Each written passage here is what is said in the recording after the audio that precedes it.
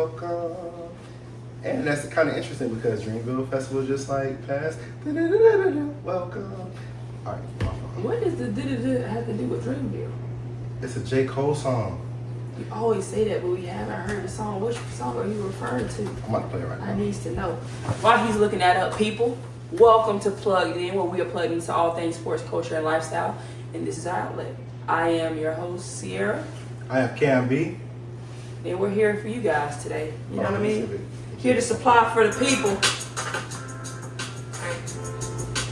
Oh, I'll read this one. Yeah, hold on. It's about to come up. It takes a while.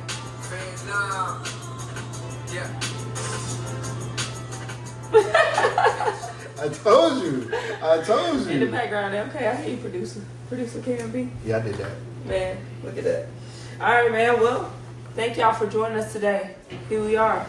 Back again with the shits. Shit naive. We're here just trying to like spread love, spread knowledge, and also just talk our stuff.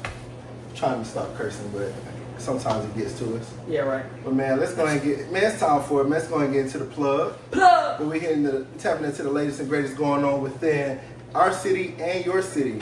Like that. I had to change that up. Yeah, like that. Man, we're ready to give you a bunch of events, resources, and different like things going on around the country, man, to charge up your week.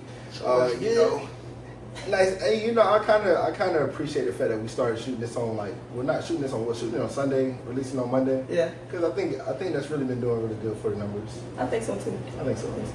Yeah. So yeah, it's nice. It is. So I want to ask you before we really get into this. I know our pod is really focused on that once we get to the outlet, man. But how's your mental? You know, my mental right now today is pretty good. You know, we had games this weekend, so I'm trying to decompress from playing in tournament mode and getting ready to, attack the week. I feel that. Yeah, I'm doing all right there. What about you? Man, I think I'm doing pretty good, man. I've realized that I'm a homebody, but that kind of gives me time. I've been trying to tell you this. Yeah, it gives me a lot of time to like focus in on what I got going on, like cooking with Cam B. But also, like, I realized that I spend a lot of money with like cooking. Yeah. So it's expensive. It's expensive to any and everything right now, but yeah, I mean, whether it's buying groceries or going out to eat, all of it's expensive. Nah, it's crazy. It's like pick your poison. I went to like the store. I spent like $80, like trying to get stuff to cook yesterday. Just for one meal? I mean, I got some stuff that I could use over and over again. Oh, okay, there you go. But just to like buy the stuff in general, like it's expensive. It's pricey. Yeah. But I made some oxtail like cheese bread, which was supposed to be pizza. But I put the cheese on top of the meat, and I realized, like, damn, you're supposed to put the meat on top of the cheese for it to be a pizza. So I made cheese bread. It was cool. Wouldn't do it again. Oxtails are hella expensive, and they only give you small bits of meat. Right. So about like having lamb chops. Facts. Yeah. Pissed me off too. I made them before too. But other than that, man, I can't complain, man. I really like the life I live. I live in a nice little space. You know, a lot of us be like complaining about what we got. We got a lot more than most people. That's facts. But That's facts. all right, we'll get back to that like in our outlet. But if you haven't checked in, man, go ahead and look at the Queen City Current. We got a whole bunch of events. You know, Sierra put that together every week, man. She's actually the MVP of this league right here we got going on called the Plug. Co-MVPs over here. Co-MVPs. But I think the shout still going on? It's still going on until the 20th. So yeah. I still have not been yet. Got to do that. Yeah. Got to slide over there. Mm-hmm. And then R&B night was on Friday night. Yeah. Genuine in the game. And then there's a lot of different things going on. 704 had another party yesterday. They did. Is that Hot Fly? At Hot Fly, yeah. And so I think they're gonna keep it going. Keep that day party vibe going. It looks like it was a good time. I was in the gym, so I couldn't pop out, unfortunately. But the next party, I want to slide through. Facts. Yeah. Man, I was over here cooking and at coffee shops. Like, that's become my thing. I don't know why. That's where Cam is plugged in. That's so coffee shops. Coffee shops. Yeah. But there is an R&Brew on the 18th at Indigo Charlotte. So because 18th or 19th? I think. Is it on a Friday or Saturday? I think it's Saturday. Oh, so it's on the 19th. So pop out there to Indigo. We're probably gonna clip this up. Try to give them some love. Yeah. I'm gonna be there because it's coffee. Is it the best coffee? You go decide for yourself. You just said we're gonna clip it up and show them love, and you like. Yeah, like I don't want to be the one. I mean, I've been there twice. The first time I went, I think it was my fault why it was bad. Because I tried to add strawberry syrup to the coffee latte. Yeah. Horrible. It was That's a horrible decision. Yeah. Second time I went, I just got like a vanilla latte. It was pretty decent. Yeah. Okay, it was that's pretty good. good. Was it iced or? I always get iced. Okay. I sweat a lot. You know, like 70 degrees is like 85 for me. So Right. Yeah. I'm trying to get everything. In the warm iced. weather, I'm more of an iced coffee person. I just got back into iced coffee. I took a long hiatus from it, but I'm back on it now. Yeah, I don't know if you've seen it. I'm on matcha now. I've seen that. I'm a matcha ninja. Yeah, you were like, you didn't like it, and now you do. I don't know what happened. Like, literally have the whole setup in my house now. I do ceremonial matcha. I'm serious about this. What is ceremonial matcha? I don't know. So it's like the ceremonial grade. So like matcha comes from like, it's historically like made and drank and like prepared in Japan. It just now hit like the States, like especially with TikTok and social media with like the guy saying, oh, I'm a matcha nigga now, matcha nigga. But but it's essentially like green tea that they kind of ground up and prepare into like this like powdery substance.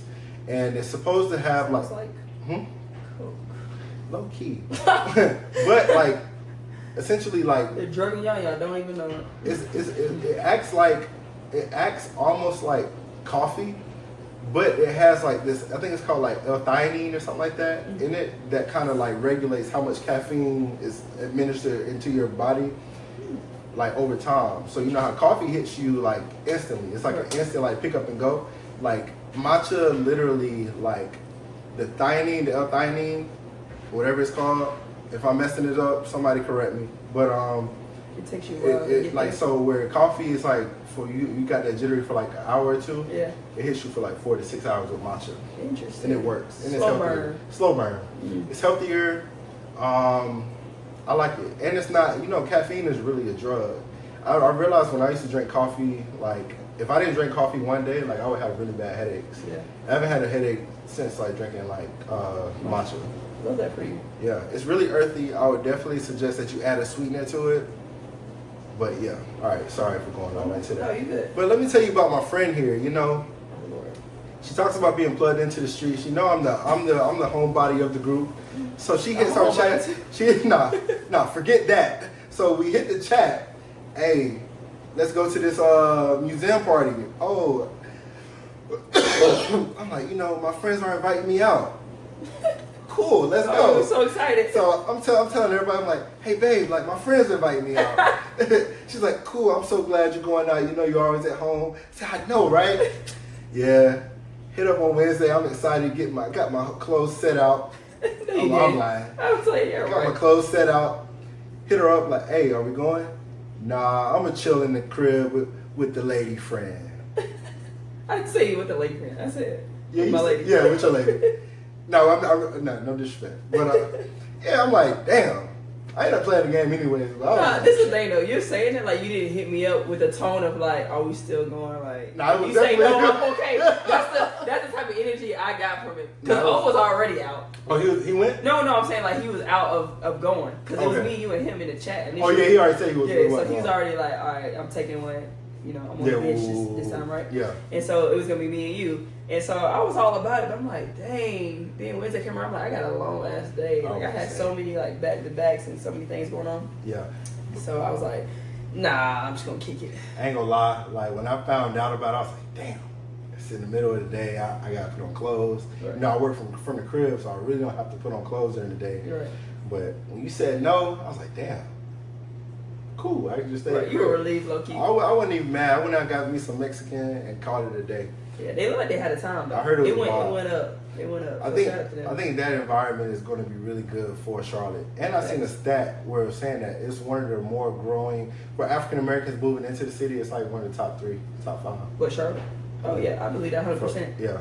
And I think we kind of mentioned this last week, but I think they're just trying to blend in so many different things that we appreciate as a black community and black culture from other cities, like, you know, Houston, DC, Atlanta, all of that, and trying to Chicago, and try to just bring that here into Charlotte. And so I think it's a good blend, and hopefully we find our own little niche in the mix of that. But it's on the come up. Nah, you know, people always say, "Oh, it ain't nothing to do with Charlotte." It's hella shit to do, man. Get plugged in, stay current. Facts. And the thing about it, I think the way they did it, I know I saw something where they were saying that like 4,300 people like had like RSVP for it. Yeah, they did. And it was like all the museums uptown were from the Harvey Gantt, the Levine, the what is the High, not the High Museum, what is it called? The Mint Museum. Mint Museum. It was like 3 or 4 different museums like in the same radius. Yeah. And then when they closed down, guess what? Everybody like congregated in the middle. I saw videos. Everybody was going crazy. That's dope. My shorty was out there. I seen a couple friends I used to work with like back when I was uptown. They were out there. It was a vibe. Yeah, it looked like it was a good time. So shout out to them for putting that on. And they got some more coming up, so You know, Be on the maybe we'll lookout. pop out to those. Nah. Although the next one they said is like Met Gala theme. I ain't trying to get dressed up like that. So Nah, I feel that. maybe I'll catch the one after that. Nah, for real. Yo, That's we're dope, though. going to have to do brunches because, like, have you been to Uptown, yo? Random thought. Have you been up? Multiple times. That is our spot. Probably the best. The best. Have you had their sweet potato? Boy, you know I did. I Oh, eat sweet potato my like God. this ain't nobody business. And it's only $8. I get it every time. But not only is the food great, the vibe The in there vibe is is sensational. beautiful, yeah. The very first time we went, they played the entire Mutt album from Really? Leon Thomas. Really? When it first came out. Yeah, it was around when it first came out. This was like, his album came out in September, so this was like October we went. Okay. But I remember they played the whole album. I'm like, what? And then we've been other times too. They play SZA, they play old R&B hits. Like, it's a vibe in there. Black owned, support your black people, but you gotta set up reservations before going. No, Otherwise you have you're to. not getting in. You're not getting in. In like a week in advance. So when I went in there, like we kind of went on a humbug and got on the we was able to sit at the bar. There was nobody at the bar. But funny story. So we sit down. It was one of my homeboys. He's moving here to the city. I think I told you about him. We both like I'm the social one. Like we've been out where somebody like, ooh, I think she's cute. I'm like, all right, bet. Hey, shorty, come here. Like, Yeah. ooh. So You gonna throw the alley every I'm time. gonna always throw the alley. So it's another girl come in. I'm not gonna lie, she's cold. She looks really pretty. She looks young, but I'm thinking she's like 22, 23. He's like, bro, she's cold. I said, yeah, bro, go talk to her. He said, should I go talk to her? He said, yeah, I'm gonna talk to her. He walk up. At this point, like within 5 minutes of this happening, we left because it was bad. Come to find out, he walked up to her. She said, I'm 16.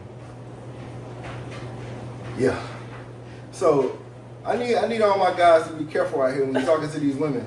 These women are young. They look older, but some of these women are like really like 15, 16. Cause they put on all these lashes and makeup. You know what I'm saying? You gotta be careful. Bust downs and all kinds of shit. That's wild. First thing she said, I'm 16. Hey, we had to get up out of there. So, see ya. Thankfully, we'd already paid, but they have a really good peach puree. It was like a peach like old fashioned. No, it was like sweet potato old fashioned. That's what it was. I thought you wanted sweet potato on the menu that you. No, it was sweet potato waffle, but we got old fashioned. So they have like a regular old fashioned drink, and then they have like this like. That might be too sweet. It wasn't though. It has a You gotta run hint. that back over You there. gotta run it back. We'll have to go one day. Yeah, for Talk sure. shop there. Yeah. But yeah. So I did try. All right, this is the last thing, and then we can get into like the rest. I know we staying on Charlotte a lot longer this time. I'm sorry. Just bring y'all butts to Charlotte and come check Bring out y'all the ass spots to we're talking Charlotte, about. I'm telling That's all. Shoot, you got nothing else better to do. So I posted another spot on our on my story. I think I put this on the plug in too. Boobaloo. Yeah. Babalu. That's Yeah, what's that about? another coffee. It's a coffee club that opened up in South End over there by they got so many beer gardens over there, but it's like behind like that big beer garden that's off of like South Boulevard or whatever. That's a cool concept of coffee club because I saw they had DJs in there that just kind of rotate through or something like They that. had a DJ in there, like literally from the whole setup. Like they raised up the little garage. People just coming in, like laughing, talking, sitting outside. So, But you got to be careful, man, because sometimes you end up getting caught up with people that you probably shouldn't be with. Some girl told me that I was just like being friendly. A girl came up to me and was like, like from what I'm like hearing from you, da da da woody woo, like you're the man that God told me I'm supposed to be with. girl, bye. If She I'm probably lying, use I'm that lying. line on everybody. You think? It was like legit giving me crazy eye contact. I think so. I don't know. I don't want to speak for her. But like, what do you feel about people that come up to you like when somebody tells you like, God has told me that you're the one for me. God has never spoke to you, and He ain't spoke to you personally. Do you just go in and say, okay, well, if God told you, He must want me to go?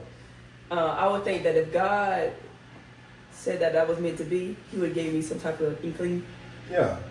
to be like, sure, right? Or if it's meant to be, maybe you see them some other time in life when your situation isn't what it is. You know what I mean? But like, nah, I'm good where I'm at. I looked at her. I said, no, because she was like, like there's something about you I can't tell you right now.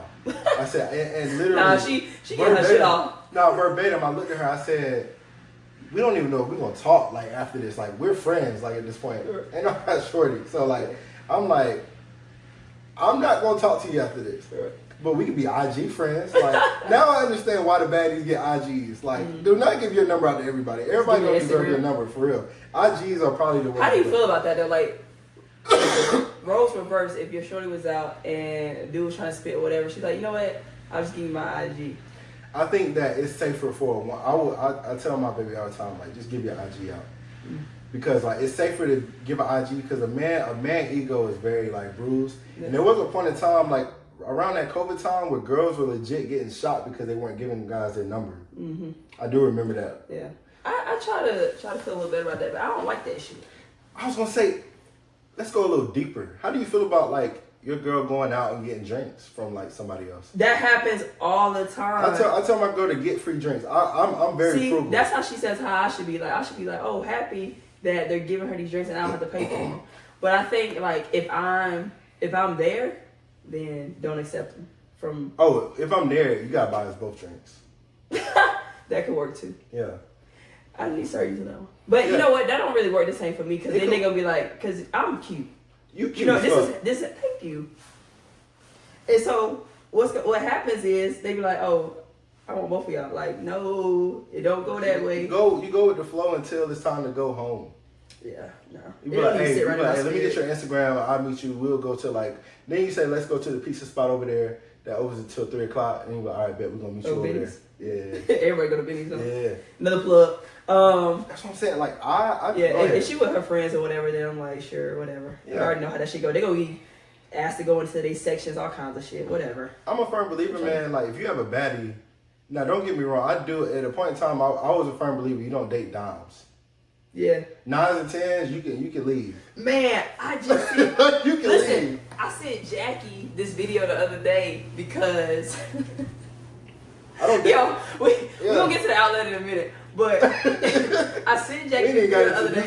nothing. We can skip that. But it was about how this dude was like, I had to stop dating my type. Because of what you just said, like 9s, 10s, whatever. Yeah. Because the expectations for what they want in me is too much. And it's like, you gotta have a different type of like skin to date them. You know what I mean? I agree. And it's funny because I sent it to her because I be saying that stuff with like the past couple people that I dated. It's been totally different than, you know, the taste has gotten better and better. Yeah, Let's put it like that. I got you. Okay? And so. You have upgraded though. I cannot lie. Every you time. are upgraded. Every time. Like a great upgrade. Yeah. But I'm saying like. Did you watch? Okay, sometimes. Cool. But even before that though, I'm saying like, you know, Mm-hmm. you know the other people too. So like, in comparison to all that. So. With the Watts. Anyway, huh? With the Watts. No, not them. Oh. See, I'm talking about the black people. Okay. Stay with me. My fault. Anyway, and so I'm like, you gotta have a different like level of confidence and security in yourself. It's like, damn, cause shorty is bad as hell, and like you know they gonna be like trying to get out or whatever, and I just hate that shit. But it's like it comes with the territory. You gotta deal with it, and it's vice versa too. Like, you know what I mean? Cause so it's like, you gotta recognize that too. Your shorty is like beautiful, and she's like social. She's an extrovert. Yeah, she's very friendly. So it's like. But and they can say that as flirting because she's so outgoing, but also she has common sense too. Yeah. I ain't gonna lie, respectfully, my girl like legit like she's smart and she know how to run game, but she can be sometimes oblivious to what's going on around her. So like she'll be like, oh hey, it's all like roses and peaches, and then like it'd be like, no, this nigga's doing this. And then when she paid attention, like, oh damn, I did not see that. I didn't see that happen. I had that same conversation with her though, because we were talking about that the other day. Like somebody said something to her in her DMs or whatever she's telling me about. I was like, oh, he's just trying to run game. He's trying to, see if you'll continue to respond. So then it's like it's a play. Yeah, it's a play. It's a play. He's just setting you up. And she was like, nah, I don't think it's that, whatever. And I was like, okay. Say something back or whatever. And she did, and then he still responded. I'm like, I was like, he's just trying to keep that streak going. Yeah, he's trying to keep the conversation going or open it up. And this time, so then to revisit it later time. Yeah. Like, I already know the game. Mm-hmm. But she swear like, nah, it's not that. I'm like, all right, bro, you can't. I really be thinking that like women really see it from a different perspective than we do. And when I say we, I mean the masculines. It's a nasty word, bro. The masculines. But like, I really think They like really do though. They try to see the good in everybody. they try to see the Everybody good. that Yeah. they're good. Nah, Be for real. fuck that. I will kill you. Like, niggas. how did I get you? Be for real. That was crazy for me to say I'll kill y'all, but Yeah. nah, I really think that. What were we talking about? How did we get on this? You said you can't date 9 and 10. Oh yeah, 9s and 10s, can't do it. Yeah. Now don't get me wrong, Shorty bad. You feel me? And she's a baddie, and she has a great personality. But nah, like those the ones that be like in the club, like the sections all the time, like trying to work in the club. Nah, I ain't trying to date them. Yeah, can't Nah. do it. Nah, there's too much going on. It is. But Man, that's funny though. yeah, man. What I will say, my lesson that I learned yesterday: if God don't talk to you, don't be believing everybody, because people be trying to use God to run game. For real. Legit be trying to use game. But go to Babalu, really good coffee. I got matcha. I'm a matcha ninja now. I put a little spritz of vanilla in there. I always get oat milk because black people are lactose intolerant. If y'all don't know, cut that cheese out, cut that milk out. I like almond milk. On my cheeseburger though. Huh? I like almond milk better. Why? Something about it that you can taste more flavor. I feel like in oat milk. Even if you get it unsweetened, I feel like I still taste flavor. You do taste flavor. Oat milk is kind of, I don't taste the flavor. I think it's healthy. It feels healthy. Yeah. Like I don't want that with my cereal though. And I feel that. So I think, go ahead. no, that was it. I mean, We ain't got music drop. Not much drop this week. yeah, a couple singles here and there. Yeah. I'm waiting on Cushion Orange Juice to drop on the 18th. Only for Wale to drop. Oh, Well, yeah, that is before. right. That's on the 18th too? Or the 20, it's in the 20 or something. I think it's the 27th. Yo, are you going to go see that movie next week? What movie? Sinners. Oh hell no. What? No, it's a scary movie, right? I don't know. It got, I don't do scary movies, and also I think it's like horror. yeah, I don't do that. They It got looks too Ryan- demonic Ryan for me. Coogler. But Yeah, shout yeah, out it's to Ryan Coogler. Ryan Coogler, but Michael B. Jordan. I like Michael B. Jordan. I love Michael. I'm just not. Yeah, I'm not rushing to go see any movie. I'm not a big movie person. Really? Yeah. I did say I wanted to go see it just for it, but I do want to go to that. I want to go to Belmont. I know I'm all over the place. Belmont has this Drive-in. drive-in. There's a lot of drive-in spots. Matter of fact, get plugged in. I put it on our story today. There's a bunch of drive-in spots. Camp North End is going to start theirs back up soon. Yeah. We went last year. It was Yeah. it was about. Belmont, a couple of different areas within Charlotte. Yeah. One maybe even in Mooresville. So make sure y'all go do that. Take your shorties or take your friends, Yeah. whoever. And even if you're not in like, Take yourself. yeah, take yourself. You might find somebody out there by themselves too. It'd be like the old school back in the 80s when you find somebody and then you go make out in the car and shit, like stuff like that. But even if you're not in Charlotte, man, try to normalize going on dates like that. You know, Yeah. everything don't have to be like a nice scale restaurant or a bunch of flowers. Let's take it back to where like we are doing things that are like kind of quality and not just about the like aesthetic. You know what I mean? You know, speaking of, last year, in like the springtime, I took my little boo to do a picnic. Ooh. Yeah, and we made I made like a little cheese board, had a little wine, I did a little speaker and games and stuff. It was great. I don't do picnics. One of my friends even did that with they significant other. No, That's you a know- great idea. So you know then what people just picnics bite come it. from? Actually, I kind of bit off of it with Omar, but You know what picnics come from? Pick a nigga. all right, bro. Moving on. I'm serious. No, we gotta stay here. Cause y'all be doing something this What? week. Y'all know the history of Man, we this. just in the park eating, drinking, and listening to music. Be for real. We'll call it something else. Sometimes, like us as black people, it could be this, but we really got to take it over the edge. Like we just take shit too far. Not for sure. That was like too far. Cause what? Picking nigga? They used to have So picnics now are slavery? No, it ain't slavery. They used to have picnics to watch a black man hang back in the day. People don't know that. I literally had to So what should we call it? a date. A date in the park. A date in the park. Me and my girl went to the park. Okay. But yeah, picnics, don't call it picnics no more. Damn. Well, you call it picnic. I might take my girl on a picnic too. That ruined it for me. Nah, I can't now. That's what you get. Shit. But man, we've been on the floor for a while. Let's flow, right? Bruh, like picnics. Nah, we ain't flowing nowhere. Because, no. Pick a nigga. We can't do that no more. Hey, normalize Look doing at other this. things. other Pick a than nigga picnics. to go do a picnic with. There you go. Hey, we were to clip this, we would have to go, beep, beep, Right. pick a beep, pick a beep. Nah, but it's all good, man. Take your girl out on a picnic, you know. It's nice. It's Or fun. ladies, At least take your guy. Ladies can initiate dates as well. They will do that? Yours? Yeah.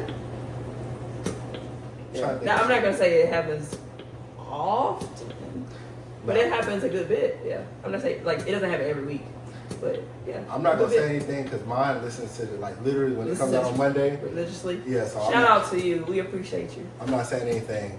She does for me. Well, you're saying something without saying something. Let me start. These are jokes. Yeah, nothing that we say is true. I'm just doing it for the plot. Yeah, we're just doing it. We're doing it for flame. We're trying to get famous. You already know how that go. But man, let's go ahead and flow right into the outlet, man. Now you ready to flow, y'all. Where we discuss different things going on in our society, man. Whether it's mental health, we're gonna talk about maintaining relationships. What we talk about, we talk about relationships. We talk about a lot of shit. God damn. Relationships is a big part of life. It is. It's the circle. And then also just like different traumas. The circle of life. All right, sorry. Our daily lives. So like, let's go ahead and get right into it. So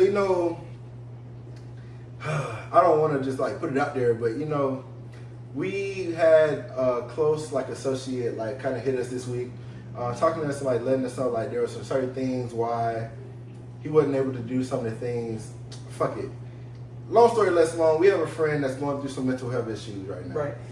And just other friends too, like just having conversations with some of our other friends and chats or whatever, where we kind of check in with one another and then we kind of being like, man, I'm struggling with this, or I got this or that going on with work, whatever the case may be. And you know what, we're like, part of this being our outlet is also, as he mentioned, talking about the mental component. And I think that in past times there's always been a stigma around talking about mental health, and I feel like that now is decreasing in a way that it's more, there's more freedom around talking about it, and it's more acceptable to discuss. And so we're gonna just discuss a little bit of like, I was asking Cam, like, why do you think right now there's so many people around our age, or these manipulation? Damn. Oh, hey. That's not around education. Manipulative? Nah, Mini-me. Mini-me. How you spell it? Just our generation. That was good. Generation? Our part of our generation. You know how you got Gen Z? Millennials. Thank you. Oh my Shit, God. I really just... What? I don't know what happened right there. Mini-me. I've been talking too much this weekend coaching. That's what I'm going to put that. Millennials. Thank you. Yeah. And just why we're struggling so bad right now. Gen Y? There's Gen X. Then just say Gen Y. Then there's Z after. I'm not even going to say that word anymore this rest of this pod. Gen Y. But yeah, we're just going to discuss why we think we're all struggling. We're all, dealing with mental struggles or mental issues, or even, I don't know if we want to call them issues per se, but there's some challenges there. Not fast. And I will say, if you're listening to this, we're not going to like turn this into a Joe Rogan pod. This is not a situation where we're about to sit here and like bring out stats. It's really talking about truly like what we've experienced, what we see our friends and our family experiencing, and how we're kind of tailoring that back as far as just like what we see personally, not what like stats are kind of, one thing I've always realized, with certain stats that they bring out, where are you getting these like consensus? Like we don't ever get these like... Right, nobody ever come up to me asking me. Yeah, so like where are you getting these like stats from? But anywho, I will say that like, for me, that's why I kind of asked that question. I asked that question to everyone, like, how's your mental? Like, I talk to my mom, like, regularly, like, daily, almost in the morning, every morning, being honest. One of the first questions I always ask her, like, how's her mental? Because, like, truth be told, like, a lot of our traumas come from, like, past generations. I do believe in, like, generational curses and, like, a lot of generational traumas. Generational traumas. So, like, a lot of the things that she deal with, I see as I get older, I'm dealing with those same, like, some of those same battles. Like, right now for me, my biggest, like, mental thing right now is, like, the fact that I have not had a physical in years. Like, I have not been to the doctors in years. Yeah, black men don't like going to the doctor. Yeah. And I literally had to break this down yesterday to my girl. Yeah, it's going to be my girl. But I had to break this down to her yesterday. Like, I don't trust doctors because of what I've seen happen to a lot of like people in our communities. We were watching Graves last night, and there was a situation where like a white doctor literally was like doing a trial, like experiment on a black patient that had cancer. When he realized that, oh, it didn't fit the mold of what he wanted, he kind of just said, well, we can close her back up and leave the tumor there. And I'm like, see, this is the reason why, like, I have a distrust, because there's a lot of white doctors that have this kind of, like, mentality. And even when you look at, like, the mortality rates of, like, women, black women that go in to have babies, like, it's a lot higher because they think our pain tolerance is different. They should experiment on us, like, more regularly than any other race. So I just have a distrust for doctors. Like, I'm not sure if, like, oh, they're gonna tell me I have diabetes when I don't have diabetes, to get me on these, like, pills to kind of, like, give me those symptoms. So I definitely, but long story less long, let me get back on track actually, because that was really longer. But I really have this thing with doctors where I'm like, all right, I was actually supposed to go last week, and I ended up rescheduling it for May.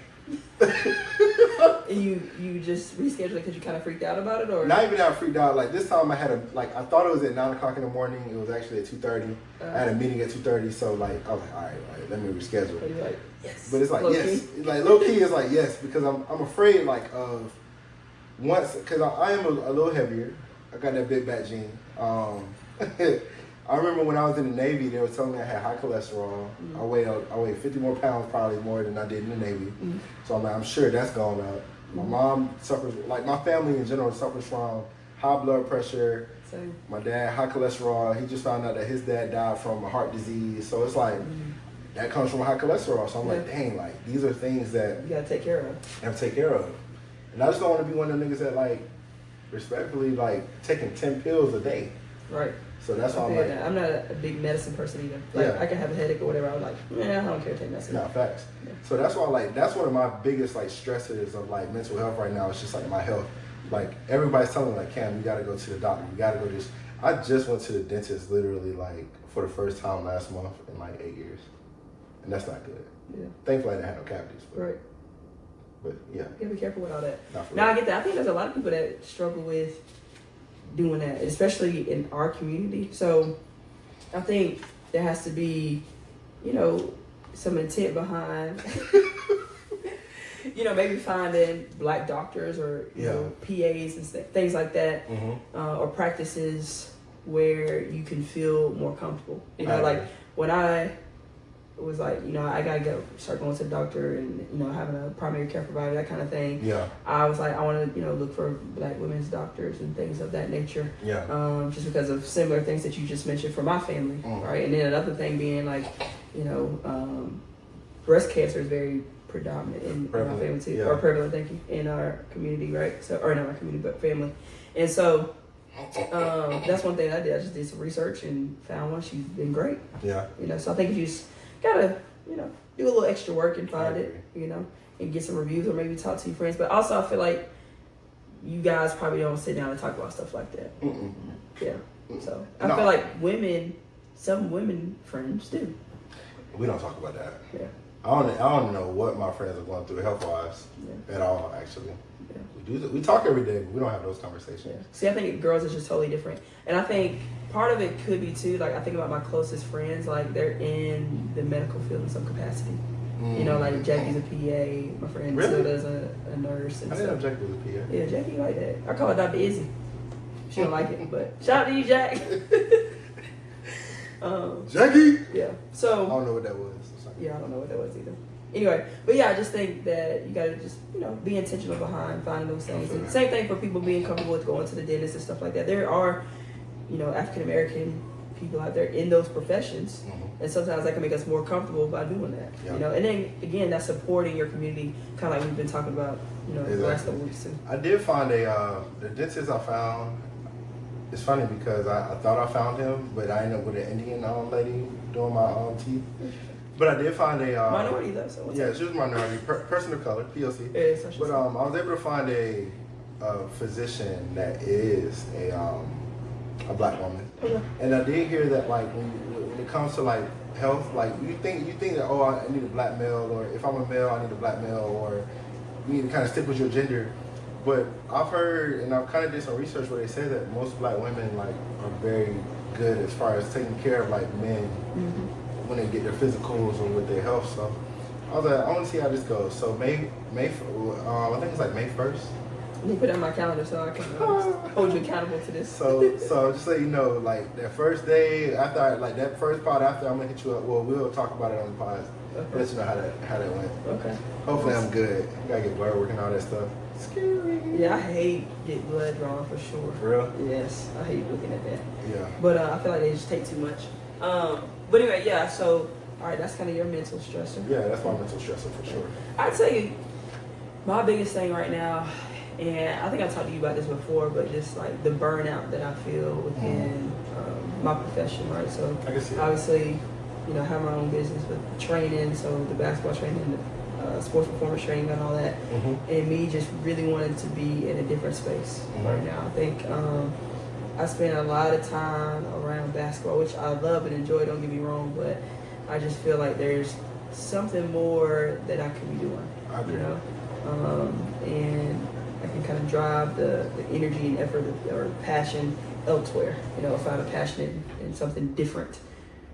So I'm trying to figure out what that could be. Been looking at some different things. Been working on some project management stuff that because those skills are very similar to skills that you need within coaching.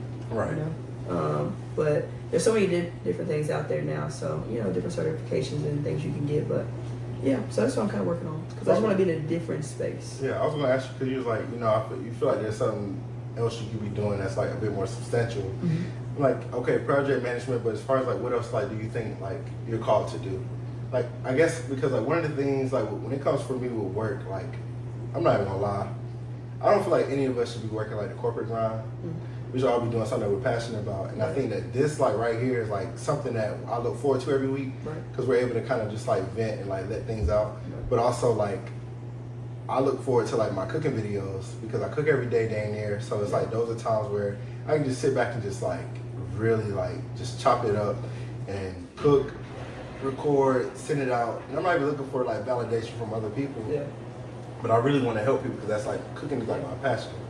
So like for someone like you where all you've known since we were like knee high is basketball, like you were taught, it was almost like you were taught that was your passion. Right. Like truly, do you know what you're passionate about outside of like basketball? Yeah, I think that's what I gotta try to figure out. But I feel like and I don't know if this is the right way to think about it, but what I believe is that if I were to, go into a different profession or whatever, then that can help me better answer that question and figure it out. You know what I mean? Like I said, love basketball, would want to do different things with it. Like I've thought about doing, color commentary. You know what I mean? Like I would love to do that.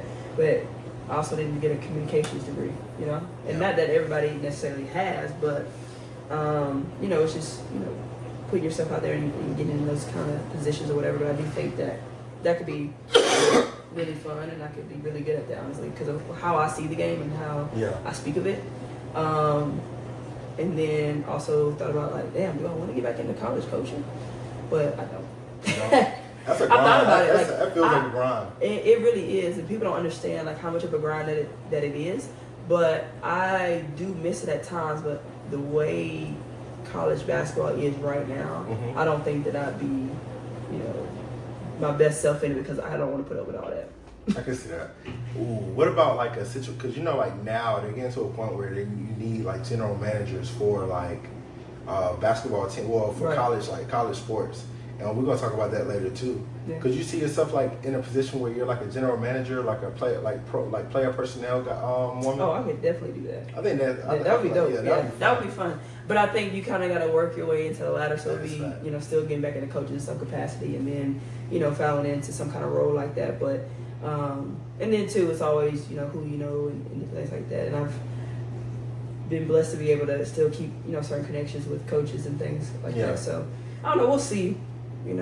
There's different opportunities, but right now, and I think that's a lot of stress for a lot of people is like wanting to change paths, and there's a lot of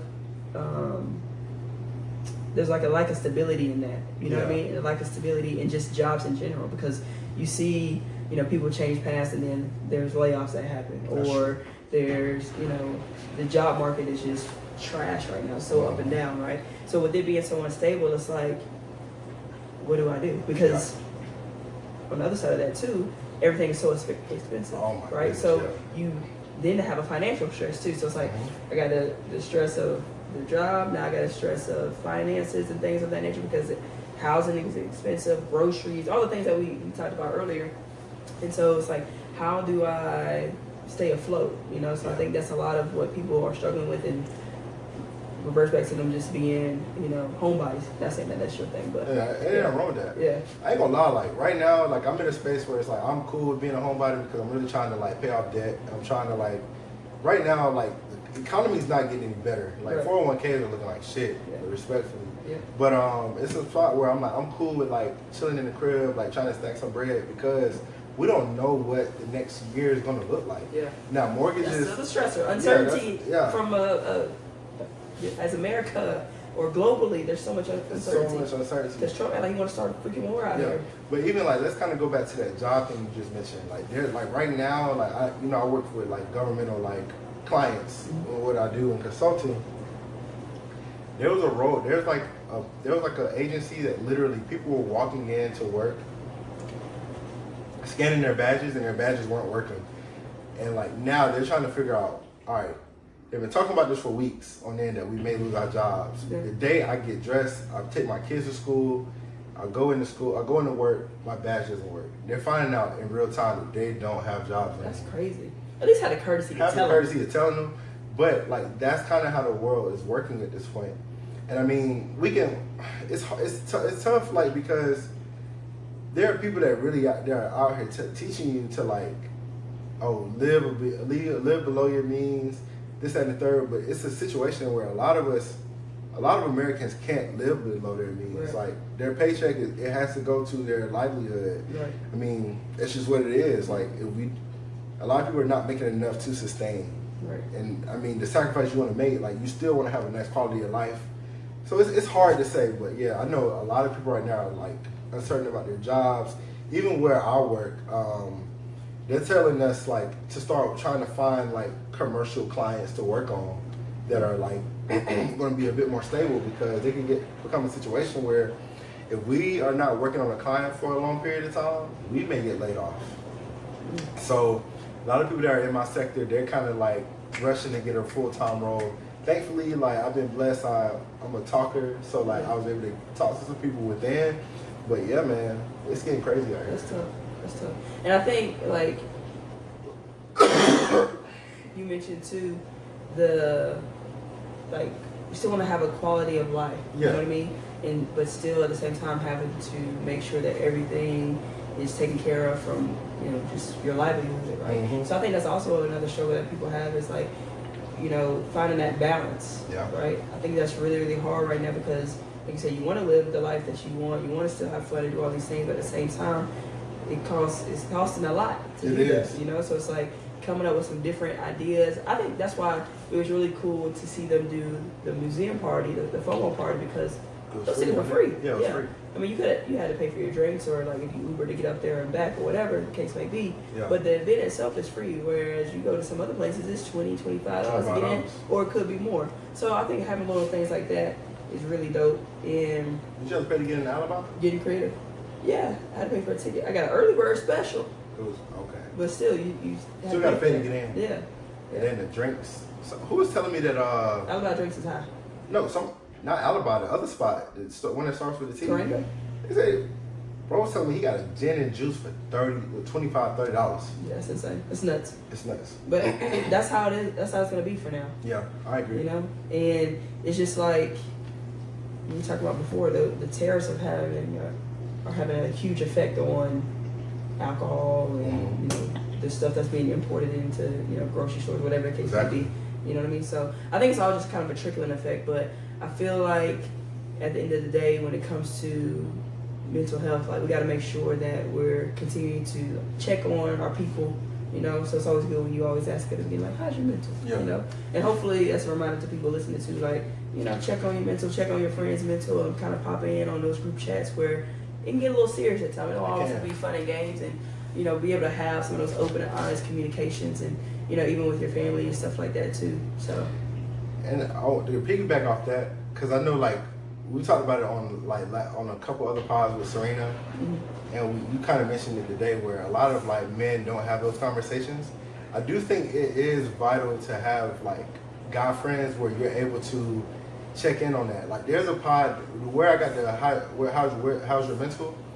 There's a Nice and Neat. It's called Nice and Neat podcast, where essentially they had like it's 3 guys. I think they all played. 2 of them played in the NFL. One is a barber. I think maybe all 3 played in it.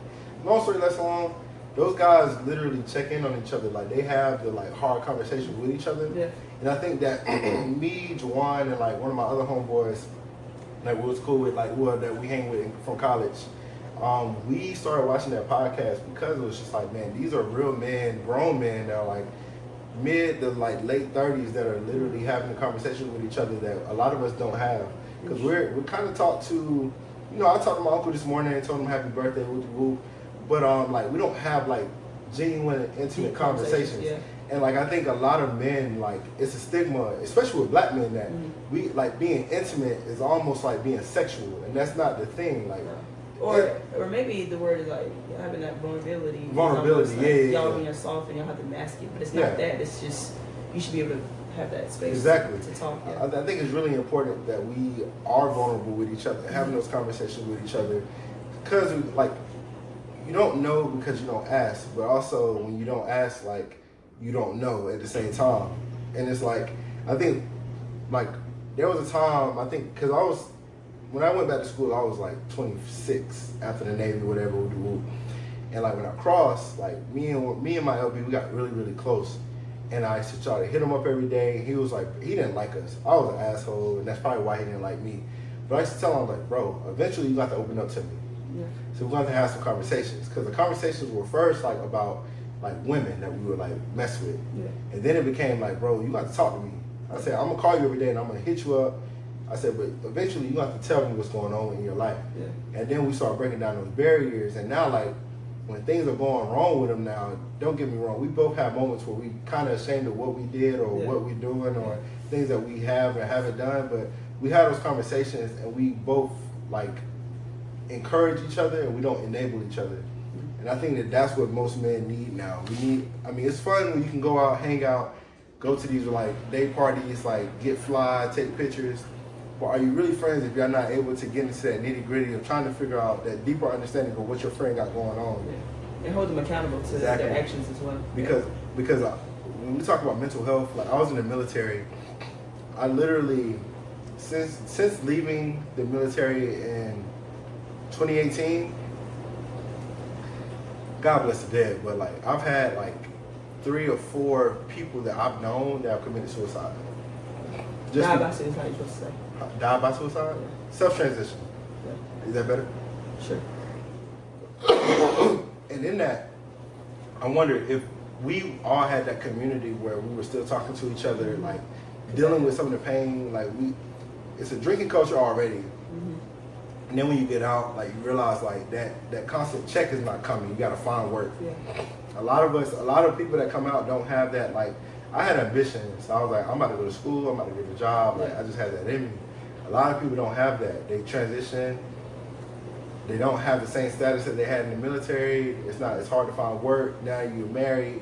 You don't have like free benefits. Like our benefits are free. When you get out, now it's a completely different like ball field that you're playing on. Then you have a drinking problem. You have different things that you're dealing with, and that's why. And all of them have been men that have transitioned. Yeah. So it's really important that we find like that community.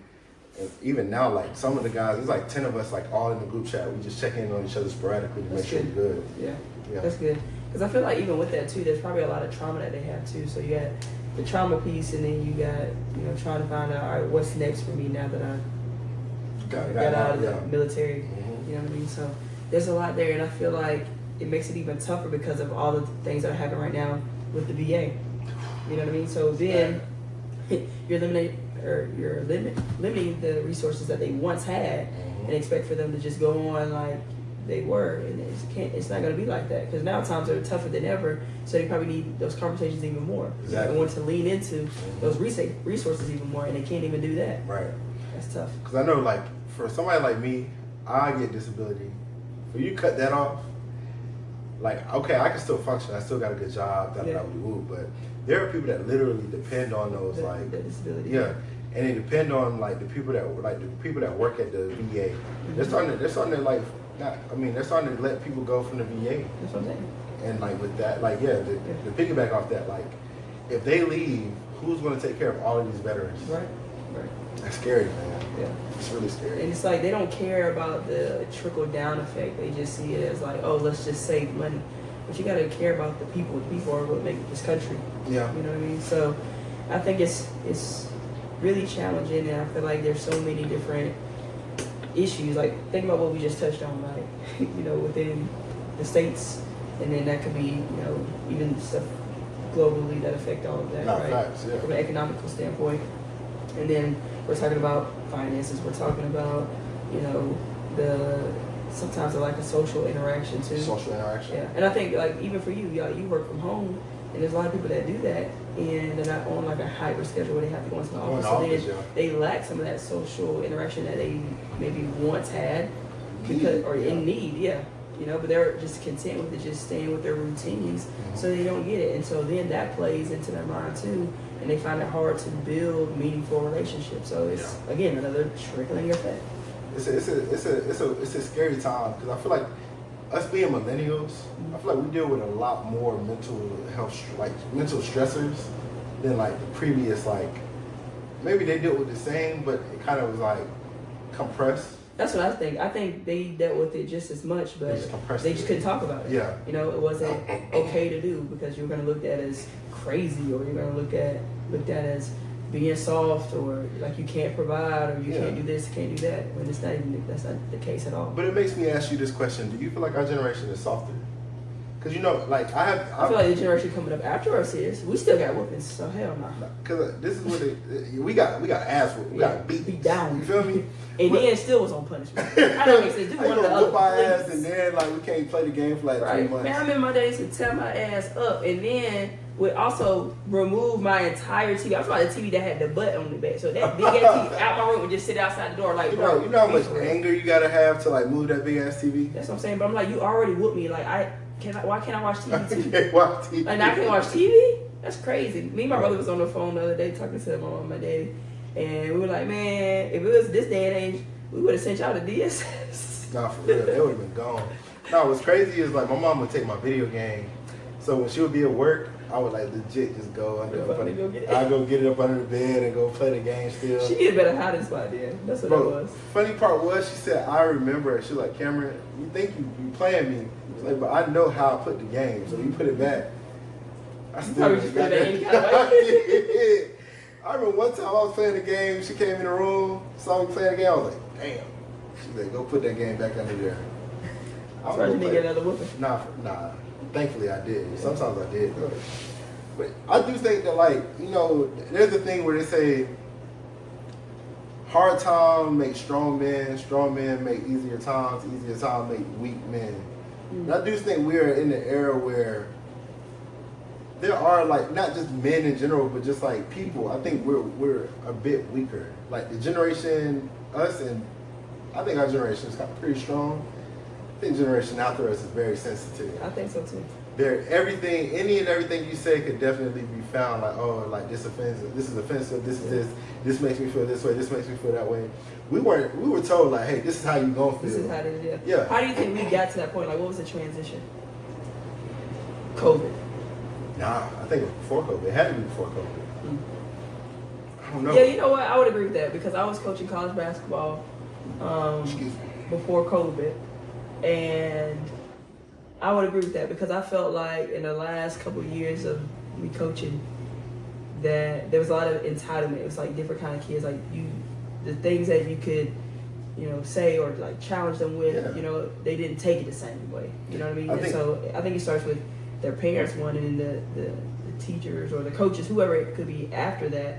But I do think there is a struggle there, but I don't know like where it started. I'm gonna tell you why I think it is. And this is just like my thought. No stats have been brought up. I think the cool parents that were outside, that were trying to like live the like good like fun life, but then like they got treated like they lived a strict life. when they start having kids like around the 2000s going on, I think those were the parents that were like, we want to make sure our kids don't feel the same traumas that we felt. I can see that. So like I think a lot of parents in this era want to be friends with their kids. They don't want to like truly parent their kids. So a lot of these like kids grew up with a voice that we didn't have. Like I didn't have no voice. Same. I didn't have no voice. Same. Now I do think there has to be a balance. You know what I'm saying? Yeah. But I do think that when you lean all the way to the right, there's always going to be like the factors of like kids that don't know how to deal with scrutiny. Right. When a coach, like I feel like a coach shouldn't be punching you in your chest like kicking you, right. But whenever it's time for me to have kids, I would hope that my kid has a coach. If my kid play for a coach that's very soft, and I'm like, nah, we gotta go somewhere else. Yeah. Because you're not kid a good cussing out. Yeah, you gotta run. You gotta learn how to deal with adversity. If you don't learn how to deal with adversity early, then later, like you're gonna always deal. You're gonna have it's gonna be a problem dealing with people giving you criticism. Right. Yeah. I think our generation, we got cursed out, we got yelled at, we got this, we got that. So when people yell at us, we're just like, all right. And not to say that that's the only way to do things. It's not the only way. But I do feel like there was more parents or more adults being stern in their leadership. I can see that. You know what I mean? And like you said, I feel like now the kids have so much more of a voice, which is okay, but I think that it should be regulated to some degree. I agree. You know what I mean? Like, you know, we're going to get to this later with the NIL type stuff, but like, even with that, you know, the court side with the kids, which is fine because they should be able to benefit out their name, image, and likeness, yeah? But at the same time, it still has to be some parameters around it because they're still college kids, you know? And so I think being able to help them in those spaces and breed them and make sure that the staff is in place to help them be better adults needs to be more at the forefront of, you know, and more in the conversation of what that should look like, you know, and there being a better plan of action. Yeah, for lack of a better way to say it, I think kids just have too much power now. Yeah, I think that we're giving kids like we're literally there's not enough parent. You remember we was talking about this with Serena when she was here. Like it was a village that raised us. You know what I'm saying? Oh yeah. Like you remember? I don't know if you remember. Like it was one time I came to, like you remember we used to like have sleepovers at your crib. Legit, I think it was one time I did not take a shower. Your mom called my mom. Legit, like, but like. Now it's like, oh, I want to be a cool parent, so I'm gonna try to make sure, like, hey, just like, oh, yeah, but they're like, trying to negotiate. Yeah, negotiate, yeah, and it's a situation where, like, I would have, like, thankfully, Mama Martise never whooped me, but I would have got an ass whooping at her crib, and then she would have told my mama, and I would have got an ass whooping at her crib, and my crib too. But I'm saying your mama would have whooped me too. Yeah, like we grew up in an environment where like. Your parents were my parents, and vice versa. Yeah. Even like we was talking about Miss Brooks. Like that was like our parent from away from home, and they didn't have to ask our parents to like, hey, can I whoop your kid? Nah, I'm gonna whoop your kid.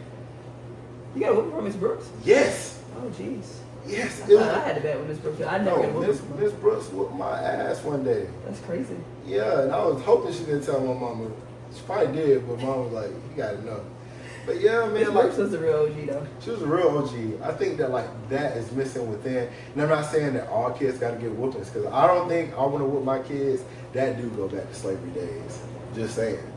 I don't know, man. I think that's part of some of the issues. The kids don't get their ass. They don't get their ass whooped. But also like a lot of these kids are literally taught to like just go through.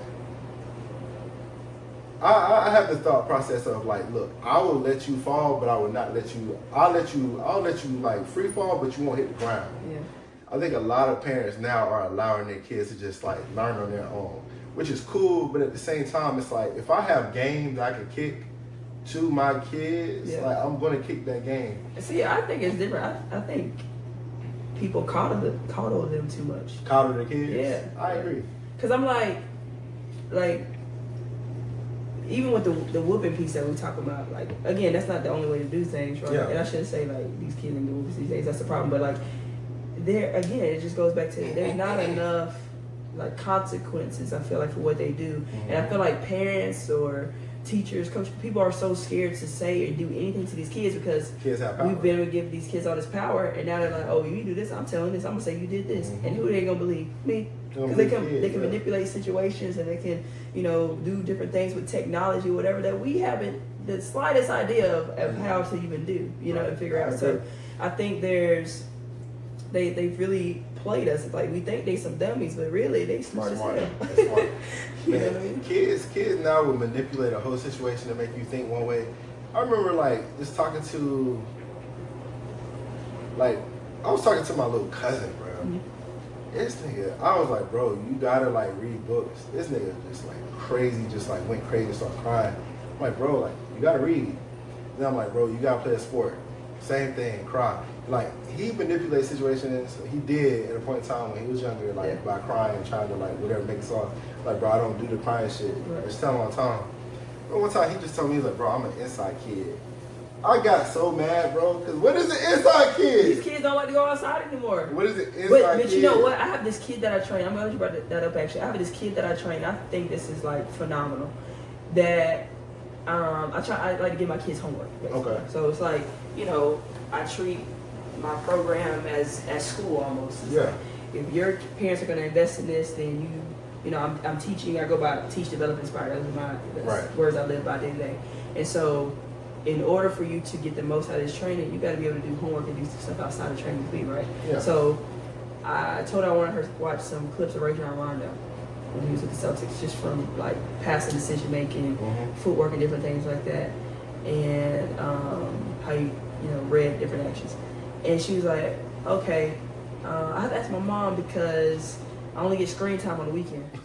I think that's great though. Yeah, it is. Like she can't watch TV, be on her tablet. Yeah. She doesn't have a phone yet. You know, she's still in elementary school, but a lot of these elementary schools have phones. Have iPhones. Yes. So she's like, I can't watch it until Friday. Is that okay? I'm like, that's fine. We'll just talk about it, you know, next week when you can watch it. But she can only have screen time from Friday night or Friday when she gets out of school until Sunday evening. Black. She's white. White people do it right. And she put, well, yeah, I wouldn't go that far. You don't think so? They do it right. I don't think there's one race that does it better. There's not one race, but I do think that they are a bit more stern with their kids than we are. I don't think so. I think we use force wholeheartedly. Think about what they do. When you think about school shootings, who does the most school shootings? You got me there. I shut up. Yeah. But this is what I will say. I do think that like when it comes to their parenting styles, now I think most like black parents use force because that's how they were raised. Yeah. Now I think that white people grow up with a different kind of privilege, as far as just like certain things they get away with. Yeah, for sure.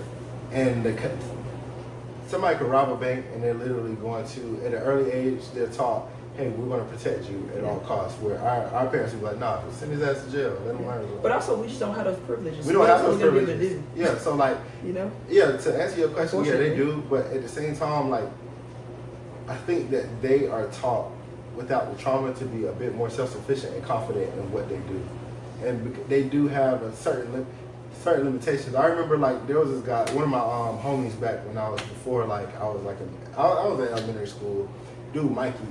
Mikey had a whole room full of toys, but Mikey couldn't play with his toys. This was like in the early 2000s. He couldn't play with his toys until like the weekend.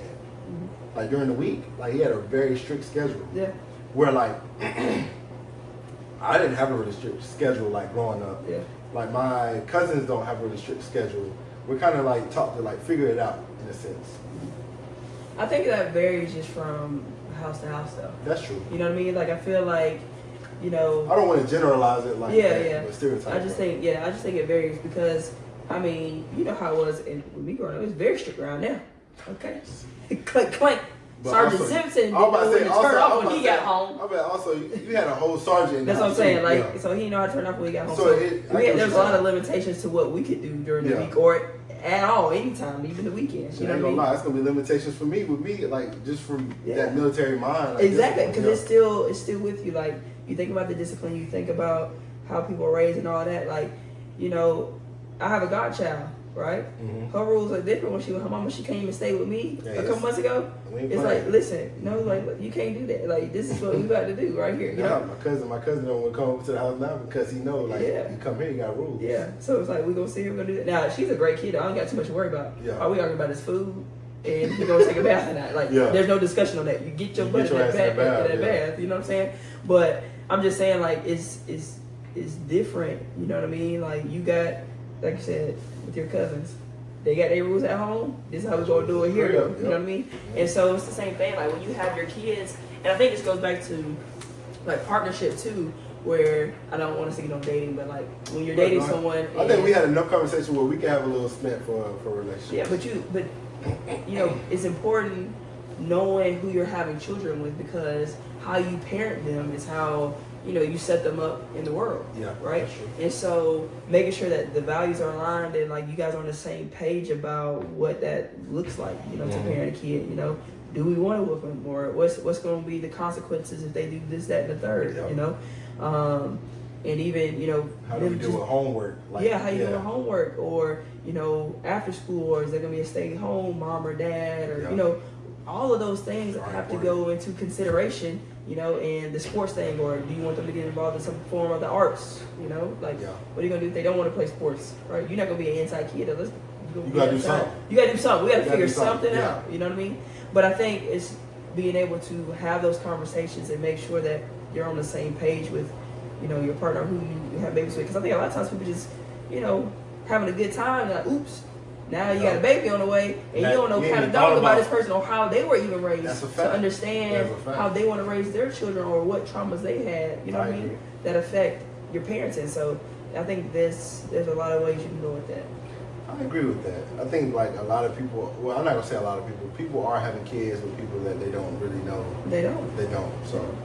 And they can sell you a dream at one point. Like, you got to really sit and kind of filter through the bullshit and make sure like they are who they say they are and they are about what they say they're about. I'm about to say, sit with them long enough, you'll figure out who they really are. Yeah. I always say, man, like, I think you said it too. Learn their parents. Once you know their parents, you kind of have an understanding of who that person is going to be. Yeah. Because like, regardless of if it's good or bad, like that's what they've seen. That's their norm. Yeah. That's their norm. And also, like, asking them questions about their childhood. Yeah. Like, how you raised. Like, we had those conversations, like, how was this when you were a kid or that, you know what I mean? And just to understand, like, damn, like, that's much different than what I experienced or vice versa, you know what I'm saying? So I think when you can hear some of those stories or hear, you know, those different experiences, then that tells you a lot about who they are or what they, you know, might be. You know, and it's like asking them questions too, like, well, what would you do in that situation now? Like, you were a parent and your child did this, you know? Or what would you do if your child came back and told you they was gay? Damn. Or that they wanted to transition, whatever it could be. That's a fact. Or they got a baby. Like, what are you gonna do? You know, have some of those tough conversations. Because then I can get on one accord, have a lot of people don't embrace those conversations. Like, you think that like when you date, because it kind of goes with mental health too, in a sense, like who you date can kind of like be the deciding factor as far as like your mental health or the stress that you put on yourself. Oh yeah. Because a lot of times like people gray early, some people like lose their hair early because of relationships. And one thing you got to because of life too. Because of life, but relationships. I don't know if you realize stress, literally, like a relationship can cause stress where you can't lose weight, you gain weight. They also say though that it could be happy weight. It could be happy weight, but like, that's if a nigga cooking or somebody cooking for you. Yeah, or like when you first start meeting out somebody, you go on dates and different stuff like that. So y'all eat. That's true. That's what they call it. Happy weight too. But then again, if a girl is stressed, like she doesn't eat, and when a girl don't eat, she usually lose weight. All right, that's just been debunked in real time. But no, all jokes aside, you gotta like figure out like who the person you're with, because I have been in relationships where I've like literally like my mental health has gone down the drain because like I didn't know who this person was. I like the idea of her, and then like when we got into the point where it was kind of like it felt like it was too far gone, like we were like already in that space of like, all right, like marriage or nothing. I realized, I said, I can't marry this person because like we are so like we're so unaligned in so many different aspects of our lives. Like it's damn near like I'm staying with her for the history, but at the same time like it's not worth it. It's not worth because you're just wasting more time. If you're not aligned, it's a lot of things that can change, but there's a hell of a lot of more things that probably can't. You know, people are who they are at the end of the day. And I think like a lot of times in those instances, you can get lost in a person, like lose yourself. You know, dealing with somebody and just trying to, you know, as the great philosopher Drake Graham would say, you know, I don't just love you for you. I love you who you tell me you're going to be one day too. And that can be very tricky. That can be very sticky in a sense where living out potential. Bingo. You smelled it. I literally just ripped it. Golly, you're the worst, bro. All right, we're gonna end that. I was about to say, yeah. We're gonna take it off the grid now. No, let's go and go off the grid, man. Go ahead, time to unplug from that outlet. You feel me? Yeah. That was a little deep, man. Hopefully, y'all were able to get something from it. Yeah. Hey, but man, let's go ahead. Let's talk about this because you know she got the Cox hat on. USC. Go Cox, even though we lost in the championship. Paige put y'all on a t-shirt. Bro, it wasn't just Paige. That's the thing. Paige didn't even have that great of a game. It was Sarah Strong and freaking Azzy Flood. Yeah.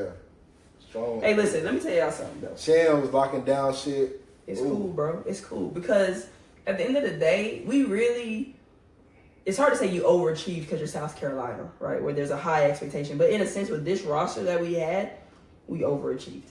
Yeah, we never had like this huge like go-to primary scorer. You could say it's Chloe Kitts, I guess. But at the end of the day, like from the jump, from beginning of the year, and I've said this, it's documented on this pod. We are the most beatable we've ever been this year, and we showed that. We literally messed up every streak and record we had. Yeah. You know, as far as like the home game winning streak, the conference winning streak that we had, like all these different things, and that's okay. Records are made to be broken. You know what I mean? But I'm very confident that we will be back in that situation with, you know, being in, you know, or competing for a national championship. And so will UConn. Yeah, for sure. You know what I mean? But they're going to look different without Paige Bueckers next year. Strong. But Strong is like that. Yeah, she's like that. That girl coming, boy. But I think Joyce has a better upside for some reason. I don't know. I've seen Strong since she was in high school. And, yeah, I mean, Joyce too, though. Both of them have continued to get better. And I think it's a testament to their own work ethic. Pedigree. Yeah. Strong has that WNBA pedigree. Yeah, her mom played in WNBA. Yeah, she's cold right now. So. Yeah. And her dad was a professional. I'm saying she has that pedigree. It's in her. But I think for Joyce too, like there's a high ceiling for her and what she's going to be able to do with that team. And I think they're going to continue to pour into her and let her, you know, expand her game more and more, where she's continued to play multiple positions and stuff like that. I love seeing the fact that she was bringing the ball up the court a few times, like in the both of them. Yeah. Sarah Strong gonna get her handles right too, because she went from I remember when I first saw her, like, that was a big girl. Yeah. Okay. She lost a lot of weight now, but like she was a big girl. And she used to just bang in the post. Yeah. Then you saw her kind of inching out. Before you knew it, like that girl out there hitting people cooking out there on the perimeter. And so she can play inside and outside. She's a 3-level scorer. Like the kid is like that. Yeah. Hey man, shout out to Florida, by the way. We saw that y'all won. I'm just gonna be honest. Like Florida stay hot. No, Florida. Florida boys stay hot. That's what I'm saying. Yeah. I know that's what I'm saying. Florida boys. Yeah, I ain't gonna lie to y'all boys. Like y'all won. Like it was cool, but who really watching like men's like college basketball right now? I watched the championship. I watched the Elite Eight Final Four and the championship. Yeah. I was watching it. Then Duke lost. I was like, damn. Like I think if Duke would have like been in the title game, I would have been like, okay, cool. I think between the women's and the men's, like the men's tournament didn't have as much of a storyline because you went to a Final Four where it was all number 1 seeds. Mm-hmm. And it's showing this whole situation with these kids transferring up in these, Power 4 schools being able to just really take advantage of the NIL situation because they have the money to pay them. You know what I mean? So a lot of kids are going to mid-major and they're looking to transfer up, or they go to Division 2 looking to transfer up to Division 1 or whatever the case is. And so now you're building out these rosters where you're not going to see as many Cinderella teams as we've seen before. Like Nice was a great story, you know what I mean? For one game, you know, when you're used to seeing a few upsets. And so it's unfortunate. I think the Cinderella teams are going to be like your Arkansas with John Calipari until they're able to like get their rank up, or like the St. John's of the world. Right. It's going to be Power 4 Creighton. Creighton, like I guess the basketball blue bloods that are like coming back up. Yeah. But man, like it's not much going on with this, like in like the men's, like on the men's side. But I have noticed that this has been a big thing, like going on within the women's basketball realm. I kind of joke about like, Caitlin Clark and just like different things that I know it grinds your goddamn gears every time. But man, let's kind of like hit into that, like the racism in sports. So like I seen something the other day where Kelsey Plum and I think they were at the All-American game. They were at some game. Yeah, that was an American game this week. Or last week. Yeah, Asia Wilson was talking to Kelsey Plum and saying that like, hey, the one thing I love is that Paige knows like she's a really good player. She's gonna go #1 overall. She's gonna be a really good player in this league. But she understands her privilege. That was a clip from a couple of years ago. Oh, that was a couple of years ago. Yeah, okay. That wasn't this year. That was from a year or two ago. Oh, okay, I thought that was like yeah, no, that was a year or two ago. I do remember that. But part of Paige understanding her privileges, she also grew up in a home with a black stepmom. I did see that. So I think that helps. So she's very aware, and she's openly talked about that. Yeah. That has helped her open her eyes to what her privilege does look like. You know what I mean? Okay. But I think she does a good job of trying to bring others up, that don't look like her. Mm-hmm. She had that great speech at the ESPYs like 2 years ago, and just, calling on people to, give more eyes to women's basketball, but especially like, those stars, because when you look at basketball or even football, some of the best athletes or best players are black. Yeah. But they don't always get the notoriety that they should, you know what I mean? So when I say that, I mean, like, for example, right now, Paige is going on a freaking world tour since winning this championship. As she should. She's great. She's good. There's no doubt about that. Mm-hmm. Yeah, she should. But last year, South Carolina was undefeated the entire season and won the national championship. There wasn't one kid from that roster that was going on Jimmy Kimmel or going to these different concerts or whatever, popping up on stage and getting these different GMA interviews and stuff like that.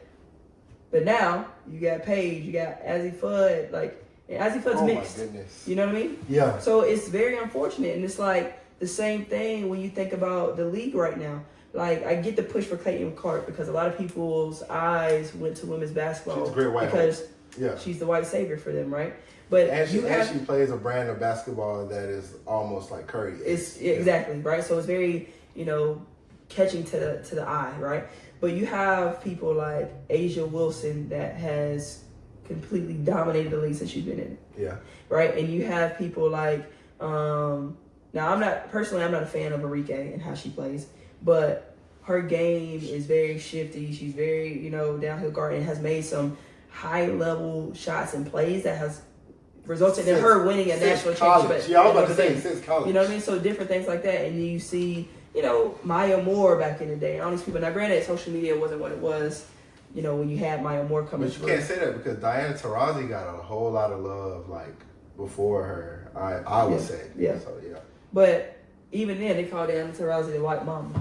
Yeah. You know what I mean? And then if you flip it on... was Sue Bird really that good? Because Sue Bird gets a lot of, like... Yeah, Sue Bird's like that. Okay. Yeah, she was good. She was good. And then you think about the NBA. Like, right now, everybody keeps talking about Austin Reeves now. I'm a Lakers fan because of LeBron. Mm-hmm. But they're like, that's a cold white boy. Like, he playing like he got a little bit black in him. You know what I mean? But it's like, why can't he just be good? I agree. But he do got a little shit to him. And it's just like the Jason Williams of the world. What we call him? White chocolate. White chocolate. You know what I mean? So it's almost like with Larry Bird. Like, Larry is really good, but like, anytime there's a honky tonk. Yeah. Fritchland, Indiana. But I agree. I think there's a stigma with like when whites are able to come into a place where it's dominated by blacks, we also always give them the extra nod. Yeah. But I'm glad you were in the media does that. In the media. They push it. But one thing, because you referred to Asia Wilson this year having a LeBron-esque like season as far as her dominance over the last couple of years. Yeah. And one thing that you said, and it kind of ties back into that racism in sports, one thing that I have noticed that if they're willing to break down a black man that's literally the first billionaire to still be playing in sports, that has done nothing but be the standard of what a black family should be, black excellence, they're like, no matter what happens, they always try to compare him to Michael Jordan. Regardless if you think he's better or not, this man is literally brought up so many different people from the ground up, from the hood of Akron, played for his hometown team, went off, even though we like it or not, went off, won a couple championships, came back, won a championship, went to another place, won a championship. But like, they do everything they can. And what pisses me off too is that there is other black men that are in the media Isaiah space. Thomas just did it this week. Yeah, it's other black men in this space that have a voice that people listen to. They have to break down this black man regardless of, if you think he's better than Michael Jordan or not, it's cool. I don't care. Yeah. But this is the man that we should be trying to lift up and like as a prime example of what a black man should be in sports. Right. So then think about it on the flip side. I think he's going to struggle when he gets into the league, and they're trying to compare him to be the next hope. It's going to be Cooper Flag. Mm-hmm. I'm curious to see how they market this man as he comes into the league. Right. The push that he get, and I wonder, is it going to be a negative? Will there be negative, like, oh, he will never be a LeBron? I think he's going to get a clean slate. A lot of people think that he's the next LeBron or next whatever, and I think black people are like watching Cooper Flag too, because you have a lot of black people that love Duke. Yeah, love Duke. You know, but I think it's going to be, like you said, it's going to be interesting to see how they truly promote him, and it's going to depend on too what market he goes to and what they do for him and what his translation is like. You know what I mean? So I think that's going to be in time, But I go back to, even on like going back to the women's side, is like Juju this year had a hell of a year, got every award possible. Now at the end, she won AP. Yeah, yes, she should. The Wooden Award, all these things, Don Staley Award, all these things, but still felt like she wasn't talked about as much as Caitlin Clark when she was in college.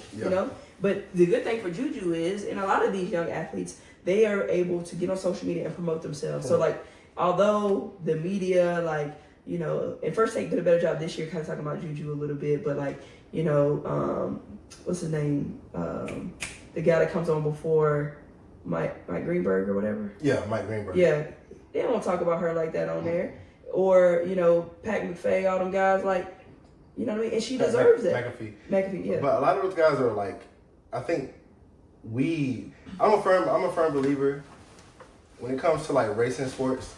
A lot of these there's a narrative that's pushed within like a lot of these TV shows like ESPN, Fox. Yeah. Clearly, like if you watch Fox News, like if you see it's very to the right. Yeah, it's very conservative. Right. So if it's Fox and they have Fox Sports, do you really think they're going to try to do everything they can to promote like black athletes in a positive manner?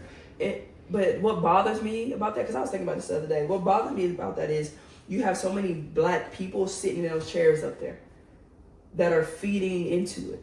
You know what I mean? So like, where do they, take initiative and stand up? They're like, no, let's talk about this. Let's talk about that. Like, I feel like every now and then they'll plug it in, or every now and then they'll call them out. Like Monica McNutt called Stephen A. out one time about that. We ain't seen her up there that much since. She on 7 p.m. in Brooklyn all the time now. You know what I mean? But I'm not seeing her on ESPN. We would like to see her. But I'm going to tell you, you knew early from the jump that a lot of us didn't notice it back then because we were in high school, early college. With Jamel Hill. Jamel Hill was one of the first. She was like that. Who was the other guy? The black guy with the glasses. Michael, I forgot his name right now, but Michael. Yeah. They had his and her show was phenomenal. Yeah. Those two, those were two that were calling it on the head, and ESPN were like, we gotta get them out of here. Exactly. Even with Bomani Jones. Bomani Jones was another guy that was killing it, hey, look, this is the truth of what's going on.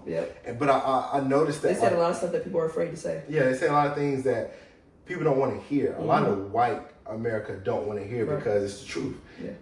And I think that unfortunately it's not going to stop until we're able to these kind of platforms are really important. Yeah. Like Gil's Arenas, I love Gil's Arenas because he's very objective with his opinion. Right. Whether it's a white player, black player, it doesn't matter. He loves thing with 7 p.m. in Brooklyn. Yeah, 7 p.m. I love Carmelo. Yeah. And like I said again, man, I'm glad he made it to the Hall of Fame, but I love how him, Cass, and he'll have Rudy Gay on there, and they just are real spill, just telling the truth. I think those kind of outlets are the ones that we got to learn how to support. Right. Because a lot of the ones on TV, if you really think about it, if it's not Caitlin Clark, because in the next coming weeks, guess what? It's going to be the WNBA draft, and then right after that, it's going to be WNBA draft tomorrow. It is? Yeah. Paige is going to go number one. They're going to be talking a lot about Paige. And then when does the season start? In May. Yeah. So within May, who's going to be the talk of the town? I mean, they're going to talk about the Aces a little bit, but Didn't New York or Chicago won the championship? New York. New York. Chicago. No. They won the year before, didn't they? Hell no. Chicago ain't won. Or they won a couple They years won ago. with Candace Parker. Yeah, that's like 3-4 years. So last year New York won. So that's going to be Sabrina Ionescu and then Breanna Stewart. Yep. And then they got Tasha Clyde on that team now. And but they're going to talk about those two whites, respectfully. Yeah. They're gonna talk about Caitlin Clark, and you know I'm a big, but I'm gonna be real. I'm gonna be real this pod. They're gonna talk about her. Yep. Paige down in Dallas. Paige in Dallas. Kelsey in LA. Kelsey in LA. But the one person that they're gonna try to like shy away from because they didn't win last year is gonna be Asia Wilson. And didn't they bring in? They have to talk about her as an MVP. And just with they added Jewel Lloyd to that team, they're gonna be talking about the Aces because they're a team to beat. And I think. Another team that they should talk about, I don't know if they will, is Atlanta Dream. Like that's a team to really look out for, because they got Brittany Griner now. You know, obviously they got Ryan Howard and Alicia Gray back, but then they also have Jordan Kenna, who had a great showing in Unrivaled, especially towards the end of the season.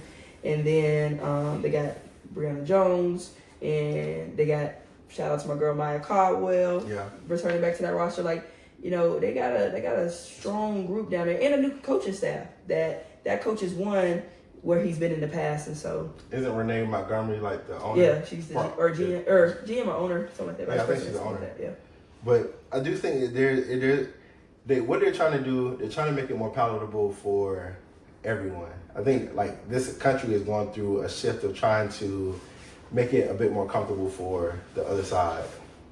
But even like respectfully, I'm just gonna be honest for the whites. But but even like when we talk about that, like my like alleyway is like football. I love football. Right. One thing that you notice that within football, a lot of the like positions that are dominated by whites are the highest paid. Quarterback. When you think about quarterbacks, yeah, they're the highest paid. When you think about even like CMC got his contract, but like the year that he should have won the like MVP, it's a quarterback. Even the MVP is a quarterback like driven like award that's given to quarterback. Like Josh Allen shouldn't have won this year. Right, should have been Lamar Jackson. Lamar Jackson literally balled out. They went head to head. They lost against him, but regardless of anything, Lamar Jackson had a better season. But guess who they gave it to? Josh Allen. Josh Allen, what he do? Get the highest paid contract in league history, guaranteed money in league history. Yeah. Even with running backs, you know, running back sort of like is a black dominated like position. Yeah. CMC comes in, he does his thing. Now, like he's arguably one of the greatest running backs to ever have it in a season.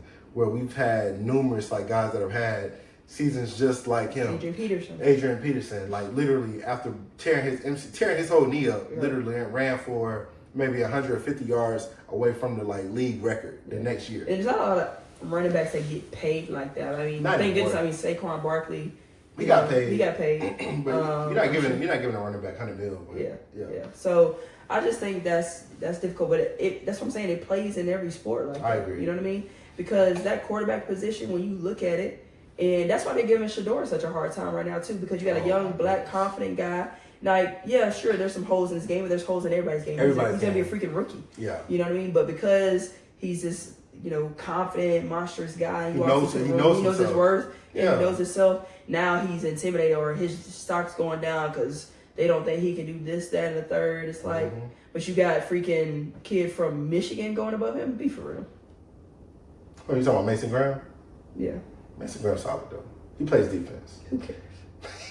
or even the quarterback from Ohio State. I don't care who it is, but like, come on. They have a lot of players that are like they got a lot of players that they're saying that should go above him. Like they were saying like Jackson Dart from Ole Miss should go above him, and I'm like, no. Like where'd that come from? No. But it's just because they trying to tank him. Like they're trying to tank him, but they also what they're trying to do is they want a certain type of like black. If you think about it, they do want a certain type of. They want a Russell Wilson. They want a Russell Wilson, but also Cam Ward. Even though Cam Ward is like rambunctious, he says what he has to say. When he goes in there, he plays the part. And I think that's a problem within our sports is that they want us to be good. They want us to be good on the field, but they want us to be good old boys when it comes to every other. They don't want us to play who we are. And I think that a lot of it, like with Shadir, like, cause that's a great like part. That was a great example of like racing sports.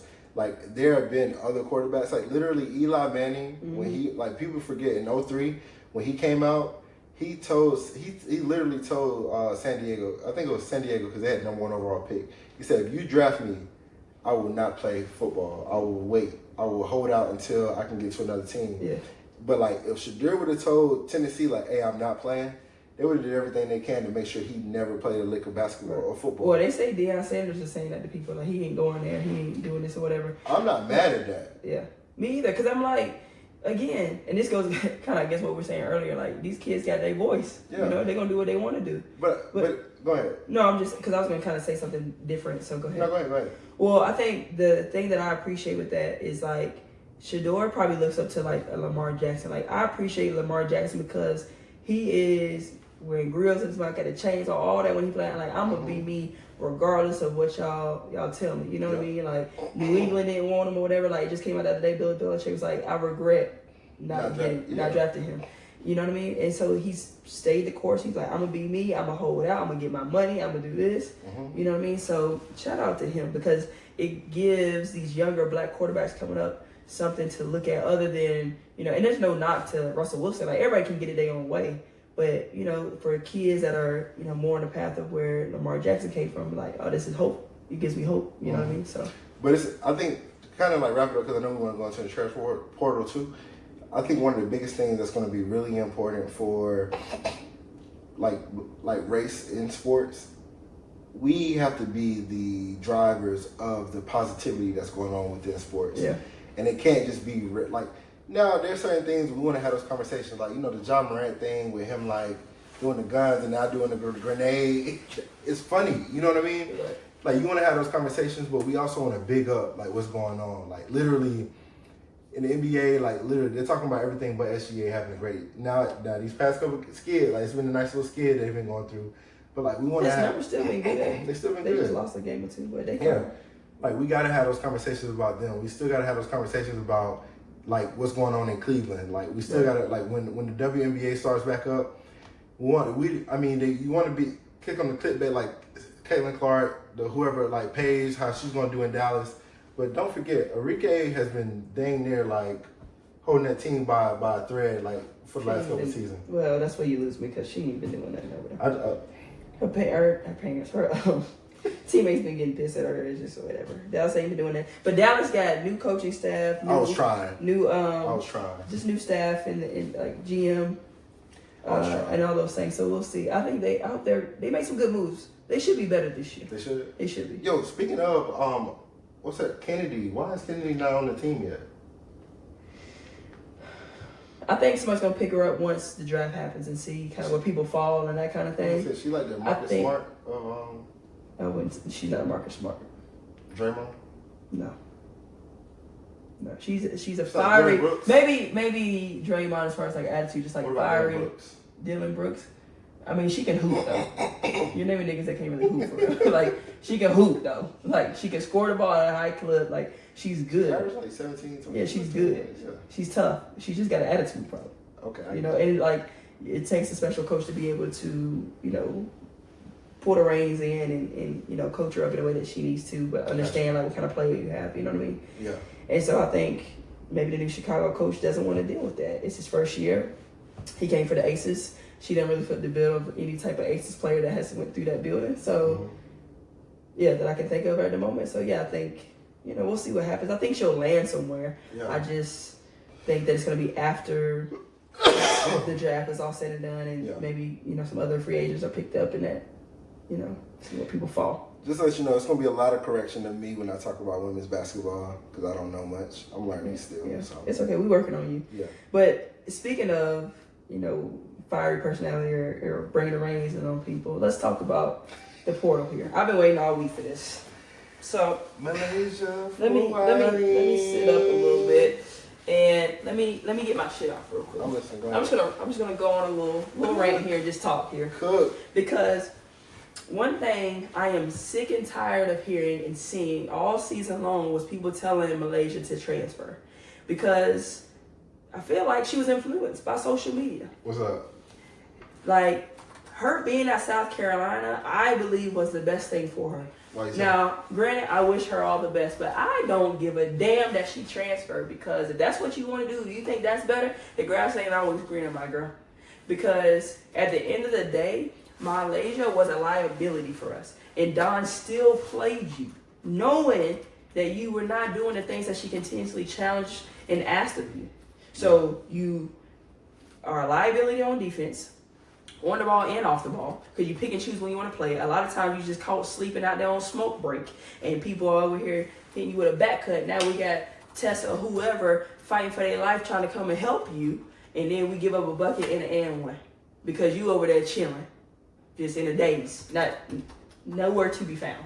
And then offensively, she's continued to take bad shots, doesn't understand time and score, doesn't understand what's a good shot or a bad shot, dribbling, doing all this fancy shit. All y'all see these highlights. She's just dribbling around, going nowhere fast, okay? Creating zero separation, and still can't shoot a pull-up jumper or a three consistently, nor can she finish at the rim consistently. So with all those things, why are you guys mad that she transferred, and why is it a knock to Dawn? Dawn has been trying to help her and develop her, but at the end of the day, if you don't want to work, right, your work ethic isn't there, then who does that fall on? Because if Joyce is getting better, and she's a freshman, and we expect you to get better as a sophomore, and you're still doing the same shit, well, I'd be sitting you on that bench too. You come in a championship game and you get back-to-back turnovers and a foul, that's negative proficiency from the jump. Come sit with me. Come sit with me. Come sit with me. That's what I tell my players too. Like, you got to be providing positive things to the game. You know what I mean? Yeah. And with Dawn, it's a defensive-minded team. So if you're going to be chilling on defense, you know where you can chill at? On the bench with me. Next to me.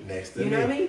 And she's telling you exactly what she's asking you. You know, she's telling you exactly what she needs you to do. So if you don't do it, that's on you. That's on you. So my girl, I wish you the best. Because let me say too, like, I love my South Carolina people.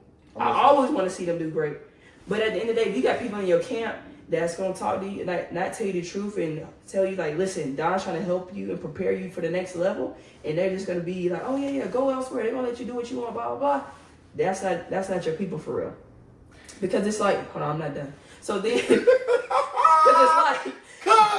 it's like the Zaya Cook situation. Because if I'm Don, I'm thinking back to Zaya Cook and like, damn, I could have made her a better pro had I done X, Y, and Z. Yeah. And X, Y, and Z is what she's doing with Malaysia. Like, she's taking these bad shots. I'm holding her accountable to that. She's not being in the right positions defensively. I'm going to hold her accountable to that. Mm-hmm. You know what I mean? Because right now, Zaya Cook has struggled in the league because of how her college experience was. Like, you could see it. Like, Zaya Cook is good, don't get me wrong, but like, at the same time, if you don't understand shot selection, you don't understand decision making, and you don't defend, what are you gonna do for me? You give me nothing. Nothing you can do. Yeah. So I get it, but hey, South Carolina, we'll be back though, because we got Tanaya Lansing, the best player that's in the portal. Okay. The leading scorer for Division 1. We needed that. We just need a big, and we're gonna be A-okay, baby. What if Final Four next year? San Antonio or something like that? I think so, yeah. Yeah, we in there. I'm gonna give my on the outside take. And I want my cock fat too, just for y'all niggas. I think not her winking at the camera. That's insane. But I will say with Malaysia, I do feel like she's a little bit of a wild card from what I've seen. She plays sporadic. Mm-hmm. She has really good games, and then she have really off games where she can't like really get in the flow of. Yeah, attitude can be piss poor at times too if you really pay attention. This is what I will say. I think that she's a part of that new generation that thinks like higher of herself than she really is. Yeah, I do think that to be arrogant, that to have that level of arrogance, to play for someone that is proven to win championships, that has played that's played where you're trying to go, right? That has put a number of athletes into the like pro game. Yep. A hard head make a what? It's on fast. And I think that that's going to be a lesson that she has to learn on her own. I think she may go somewhere else and she's going to be able to take the reins and be able to play ball freely, score 20 points. But I wonder. I think she wants to be like that girl. She wants to the team to be ran through her. So more power to her. I think that I noticed some things where like in the fourth quarter where you're up, you're dribbling the ball out, you're still trying to do different moves to get to the basket, and it's like 10 seconds left. I think that those kind of things are like things where I'm like, is it about the team or is it about her at that point? So I'm not gonna sit here and bash you. I'm not gonna sit here and try to say Malaysia Fulwale like is not a good player because I think she's a great athlete. She has the potential. She has a potential to be a great athlete, but I do think that other coaches will look at the fact that if you couldn't play for Dawn Staley, someone that allows you to kind of be who you are, live your truth, but also wants you to play a brand of basketball. I think when you watched that championship, she was literally just sitting back like, why? It was almost as if like, why aren't they listening to like what I have to say? And I think that she's one of those ones. Huh? She gave nothing in there. Yeah, like it was nothing she could do at that point because it's like, yo, if y'all not gonna listen, I'm just gonna sit back and I'm gonna chill. Because y'all think, I think. Oh, you talking about Dawn? Dawn, yeah. Oh yeah, you could tell like it had nothing to do with X and O's. Like at the end of the day, y'all just want to do what y'all want. Y'all just want to do what y'all want to do. I'm just gonna sit back and watch. Yeah. And I think that it's hard to coach. I even seen it with my Eagles. So I'm not gonna take it to football, but when a team, when kids have success and players have success early, like freshman, sophomore year, they think they have it all figured out. And I think that was where they are now. I'm looking forward to see how this team bounce back.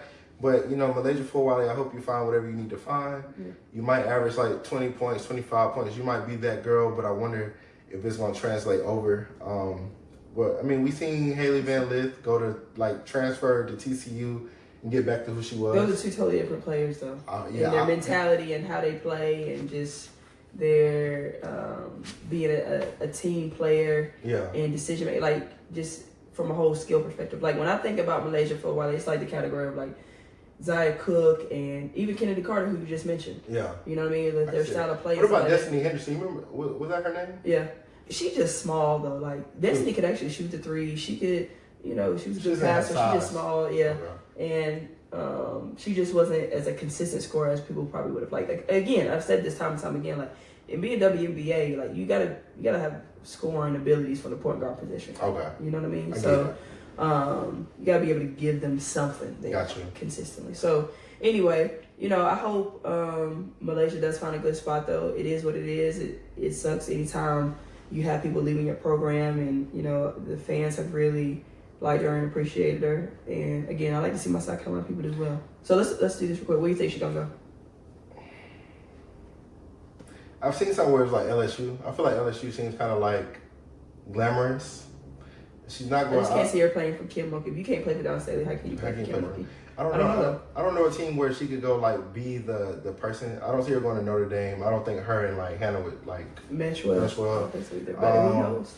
I can see her going somewhere like UCLA needs like a point. No, they got Kiki Rice. They good. What about Texas? I'm just gonna point out teams that they got Harmon coming back soon now. What about Maryland? Hold on, big girl. Big girl plays for Maryland, right? Which big girl? Some light skin, like she hefty.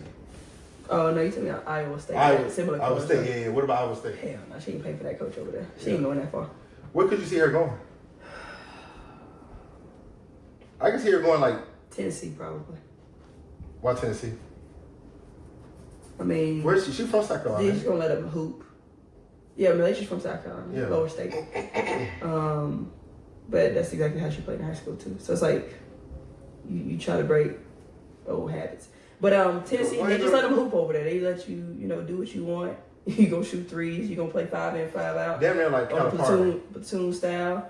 And I mean, it's not like they don't run stuff, but at the end of the day, it's like go get a bucket. They want to be scoring at a high clip. And my thing is like if you got an issue with playing time and you go to Tennessee, where they're playing, platoon style, that's gonna be interesting to me. But again, I can't see her going to LSU. I find it hard for her to be able to go to Notre Dame. And Ole Miss has been killing it in the portal right now, but I don't know how that would mesh or if they would, have a spot for it. But I guess for a player like that, maybe you make space. But again, she's not Coach she's not a big girl. She's not a big woman either. Exactly. Yeah, she's small. Coach Yo and Dawn say they're pretty good friends. I'm sure she's asking her, a lot of personal questions about. Coach Yo is Tennessee? No, is that Ole Miss? Ole Miss. Yeah. So people gonna do their homework too. So I think, I don't know, it'd be interesting to see where she goes. She could keep it local and go to NC State or North Carolina though too. I'm sure one of them would for sure take her because they gonna need it. Yeah. They losing some guards. NC State. I didn't think about NC State. Yeah, NC State is losing some guards. And so I could, possibly see that. We've had, people transfer from South Carolina to go there in the past. Sanaya Rivers is one. So who knows? Stay tuned, people. Stay tuned. Stay plugged in. We did see Olivia Miles go to TCU. Yeah, I'm good with that. I mean, I think she's trying to expand her game from a scoring standpoint. I just think, with Hannah, it was limited for her to be able to do that. Yeah. And then Citron being on that roster too, so I think she's gonna be able to really get back to just running the show and it be her like when she first got to Notre Dame. Yeah. But hopefully they make some more additions because I think she thought one of her teammates was gonna go there too and isn't now. So that's unfortunate. Yeah. I will say that I really hate. I want her to go out there and ball. Yeah. But I do think that another year in Notre Dame, they kind of disappointed towards the end of the year. They did. They underachieved for sure. I would have loved to see them run it back. Yeah. But I've heard, I think we've talked about it and I've heard they have some underlying issues there. They say they don't, but who knows? Nobody knows the real story but people. Nobody really knows. I mean, it's a lot of people leaving UCLA and Southern Cal right now too. A lot of those kids. People leaving Southern Cal? Yeah. Because Juju? I guess because she's not gonna be playing, or just they got some really good prospects coming in. Maybe they think they're not gonna be able to play or whatever the case may be. But they had some good roles. They played a lot, had good roles. So yeah. I don't know, man. This portal's crazy, man. Kids making hella money. They on the move. They trying to get to their bag and hopefully try to get a good education and win some games. That takes us into the NIL. Mm-hmm. The biggest thing that happened yesterday is Nico. This don't even got to be a long conversation with this NIL right here because however you say his last name, how'd you do that just now? Nico Nueva, bro asked Tennessee for $4 million. He was slated to make $2.1 million from the NIL, the Tennessee NIL collective. His agent, it came out that his agent was shopping around with different schools. It's crazy. Dan Lanning, the coach at Dan Lanning, literally. Dan Lanning was literally that NIL money. Went to the head coach. The Oregon head coach snitched on Nico. Yeah, I saw that. Yeah. Shout out to the Oregon head coach. Nah, facts. You a real. I believe in snitching, bro. I'm gonna teach my kids to snitch, bro. I don't care. We not growing up in the hood. I commend him for doing that. That's dope. Sure. That's dope. Coaches got to sit together in this climate. Yeah. So he snitched. Tennessee said the Tennessee head coach said no one's bigger than the Big T, not even me. Yeah. So I like to say I think Don said it first. Nobody's bigger than the program. So that's why she said it. Yeah. It's fine, Malaysia. If that's what you want to do. So with that, they pretty much let him know, you could go. We're moving forward without you because bro did not show up for workouts or any practices during the spring practice. I guess he thought that him shopping around, seeing if he can get that $4 million, he was gonna be able to get it from Tennessee. Tennessee said no. I don't know where he's gonna go. I can see him going back to USC, maybe Oregon, back to the West Coast. But I will say that I'm glad that Tennessee did what they did. Right, me too. Stand on business. You gotta stand on business. Don't get me wrong. I want these players to make money, but I do think that this cannot become. Yeah, it can't become a thing that is habit, or acceptable. Because I think probably that what happened was too. I heard this somewhere and I was like, this is a great point. Nico asking for $4 million because the kid from Georgia, what's his name? Carson Beck. Carson Beck, thank you. Carson Beck got $3 million or $3.5 million from Miami, and he had a season, that was okay, but yeah. Oh, nah. They probably had a similar season, really. They had similar seasons, but also there was a freshman or sophomore from Tulane, Mansa. He ended up transferring to Duke. He got a 2-year, $8 million NIL deal. That's crazy. So he saw that and was I led them to the playoffs. I think I should get $4 million. But when you look at his stats are a bit more revealing of what kind of quarterback he was. And also, if you look at the fact that he had Dylan Sampson, All-American running back that literally broke touchdown records this year. And they were able to run the ball through Dylan Sampson and then play a lot of play action roll off with Nico, where he's able to find guys open because they're playing 8 in the box. It tells a story. Not to mention the guy didn't even throw for it. He threw for 19 touchdowns. I want to say about 10 interceptions, maybe 2,600 yards for the season. That's not worth $4 million collective, So you gotta. But also, I blame his parents. That's what I'm saying. I blame his camp. I blame his camp. Hold these kids accountable, man. I blame his camp. but also like it's a scary time to be a head coach in college. That's why I said I can't go back. Yeah, because like you gotta think about it. A lot of these players, 18 years old, coming in making more than their coach or in their parents. So the parents like, yeah, go get that bag, go do this, go do that. So like if you think about it from that standpoint, these kids are 18, 19 years old, making more money than their parents have ever made, and also making more than their coach made. So you're giving kids that like their frontal lobes are literally not developed to the point where they can actually make rash decisions, like good, like solid decisions. You're giving them money overnight where they're coming in driving all these Porsches, literally having like, I remember one kid, like, he's in the league now, played for Texas. Dude had a Lamborghini, like, NIL sponsorship. I'm not surprised. Shador run around in a Rolls Royce. Yeah, but he been riding around a Rolls Royce forever.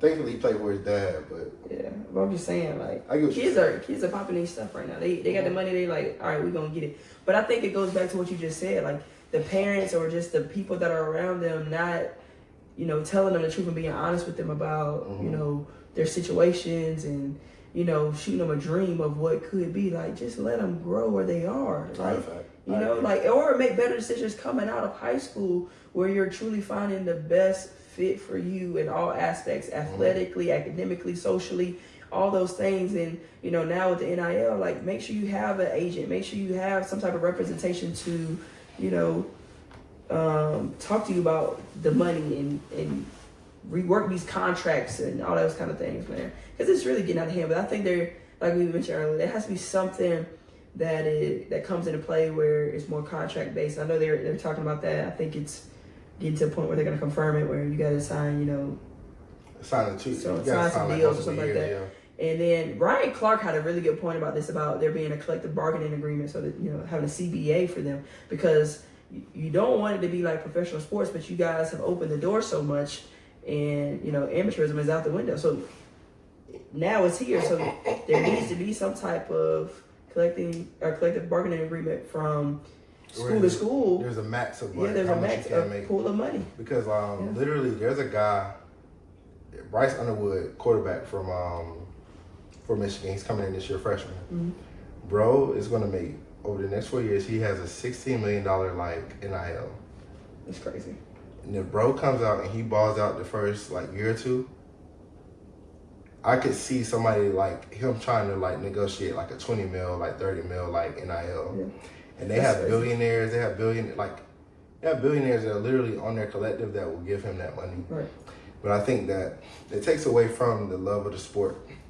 You can see now that like a lot of like NFL guys, like they get their bread, like some of their like play decline. Mm-hmm. I don't want to see that where these kids are 18, 19 years old, they're getting the bag, and then they're like, well, we're millionaires already. We don't need to really look forward to it. Mm-hmm. That's what I'm a little afraid of. Now, like in the women's college basketball, I think it makes a bit more sense for them to stay, because when they get to the league, they're not making any money. Right. But for football, like, I do feel like we're going to miss the essence of that competitiveness. Like, a lot of these kids are playing strictly for money. Nick Saban came out. That's why he kind of retired. Nick Saban came out and said that there's two things that they ask now. What are the likelihoods that I will play? But also, how much money are you willing to give me? But and like it's taken away from mid-American like teams with mid-majors, where a lot of these teams are literally JUCOs, like they're glorified JUCOs. Basically. I go there for it. Like I'm not getting recruited by a Alabama, but I'm getting recruited by Kent State, Ball State.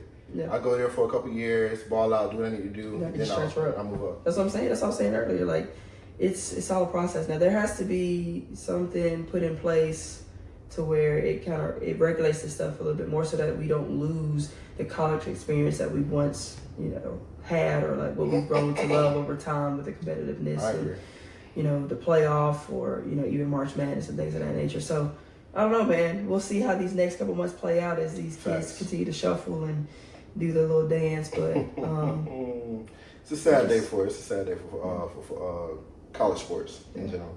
All right. We talked about WNBA draft. Yeah, it's tomorrow. Make sure y'all tune in. think it's 7 o'clock. Yeah, 7 o'clock on ESPN. So plug into that. We'll review some of those picks coming up. Be on the lookout for that French girl. I forgot how you say her name. Wimby But she's like freaking Wimby out there. She's crazy. Yeah. She's dunking with ease, man. I'm excited to see where she goes. A lot of people are trying to make trades to trade up. Or they're trying to trade up for the Seattle Storm to get that pick. So we'll see. Ooh. There's a lot of communication around that. So we'll see what happens. I'm looking forward to it. Looking forward to seeing the fits and all of that. But we appreciate y'all plugging in with us today. Make sure you guys follow, like, subscribe. We are on Instagram, TikTok, YouTube, and Spotify. And Apple Podcasts as well. And then make sure y'all check out our plugged in playlist. We outside, wanted to be exact. We've been putting some hits on there, so y'all go plug into that. If you like coffee and matcha, supposed to get nicer this week. You know where I be at. Or plug into the Matcha Ninja. Until next time, plug!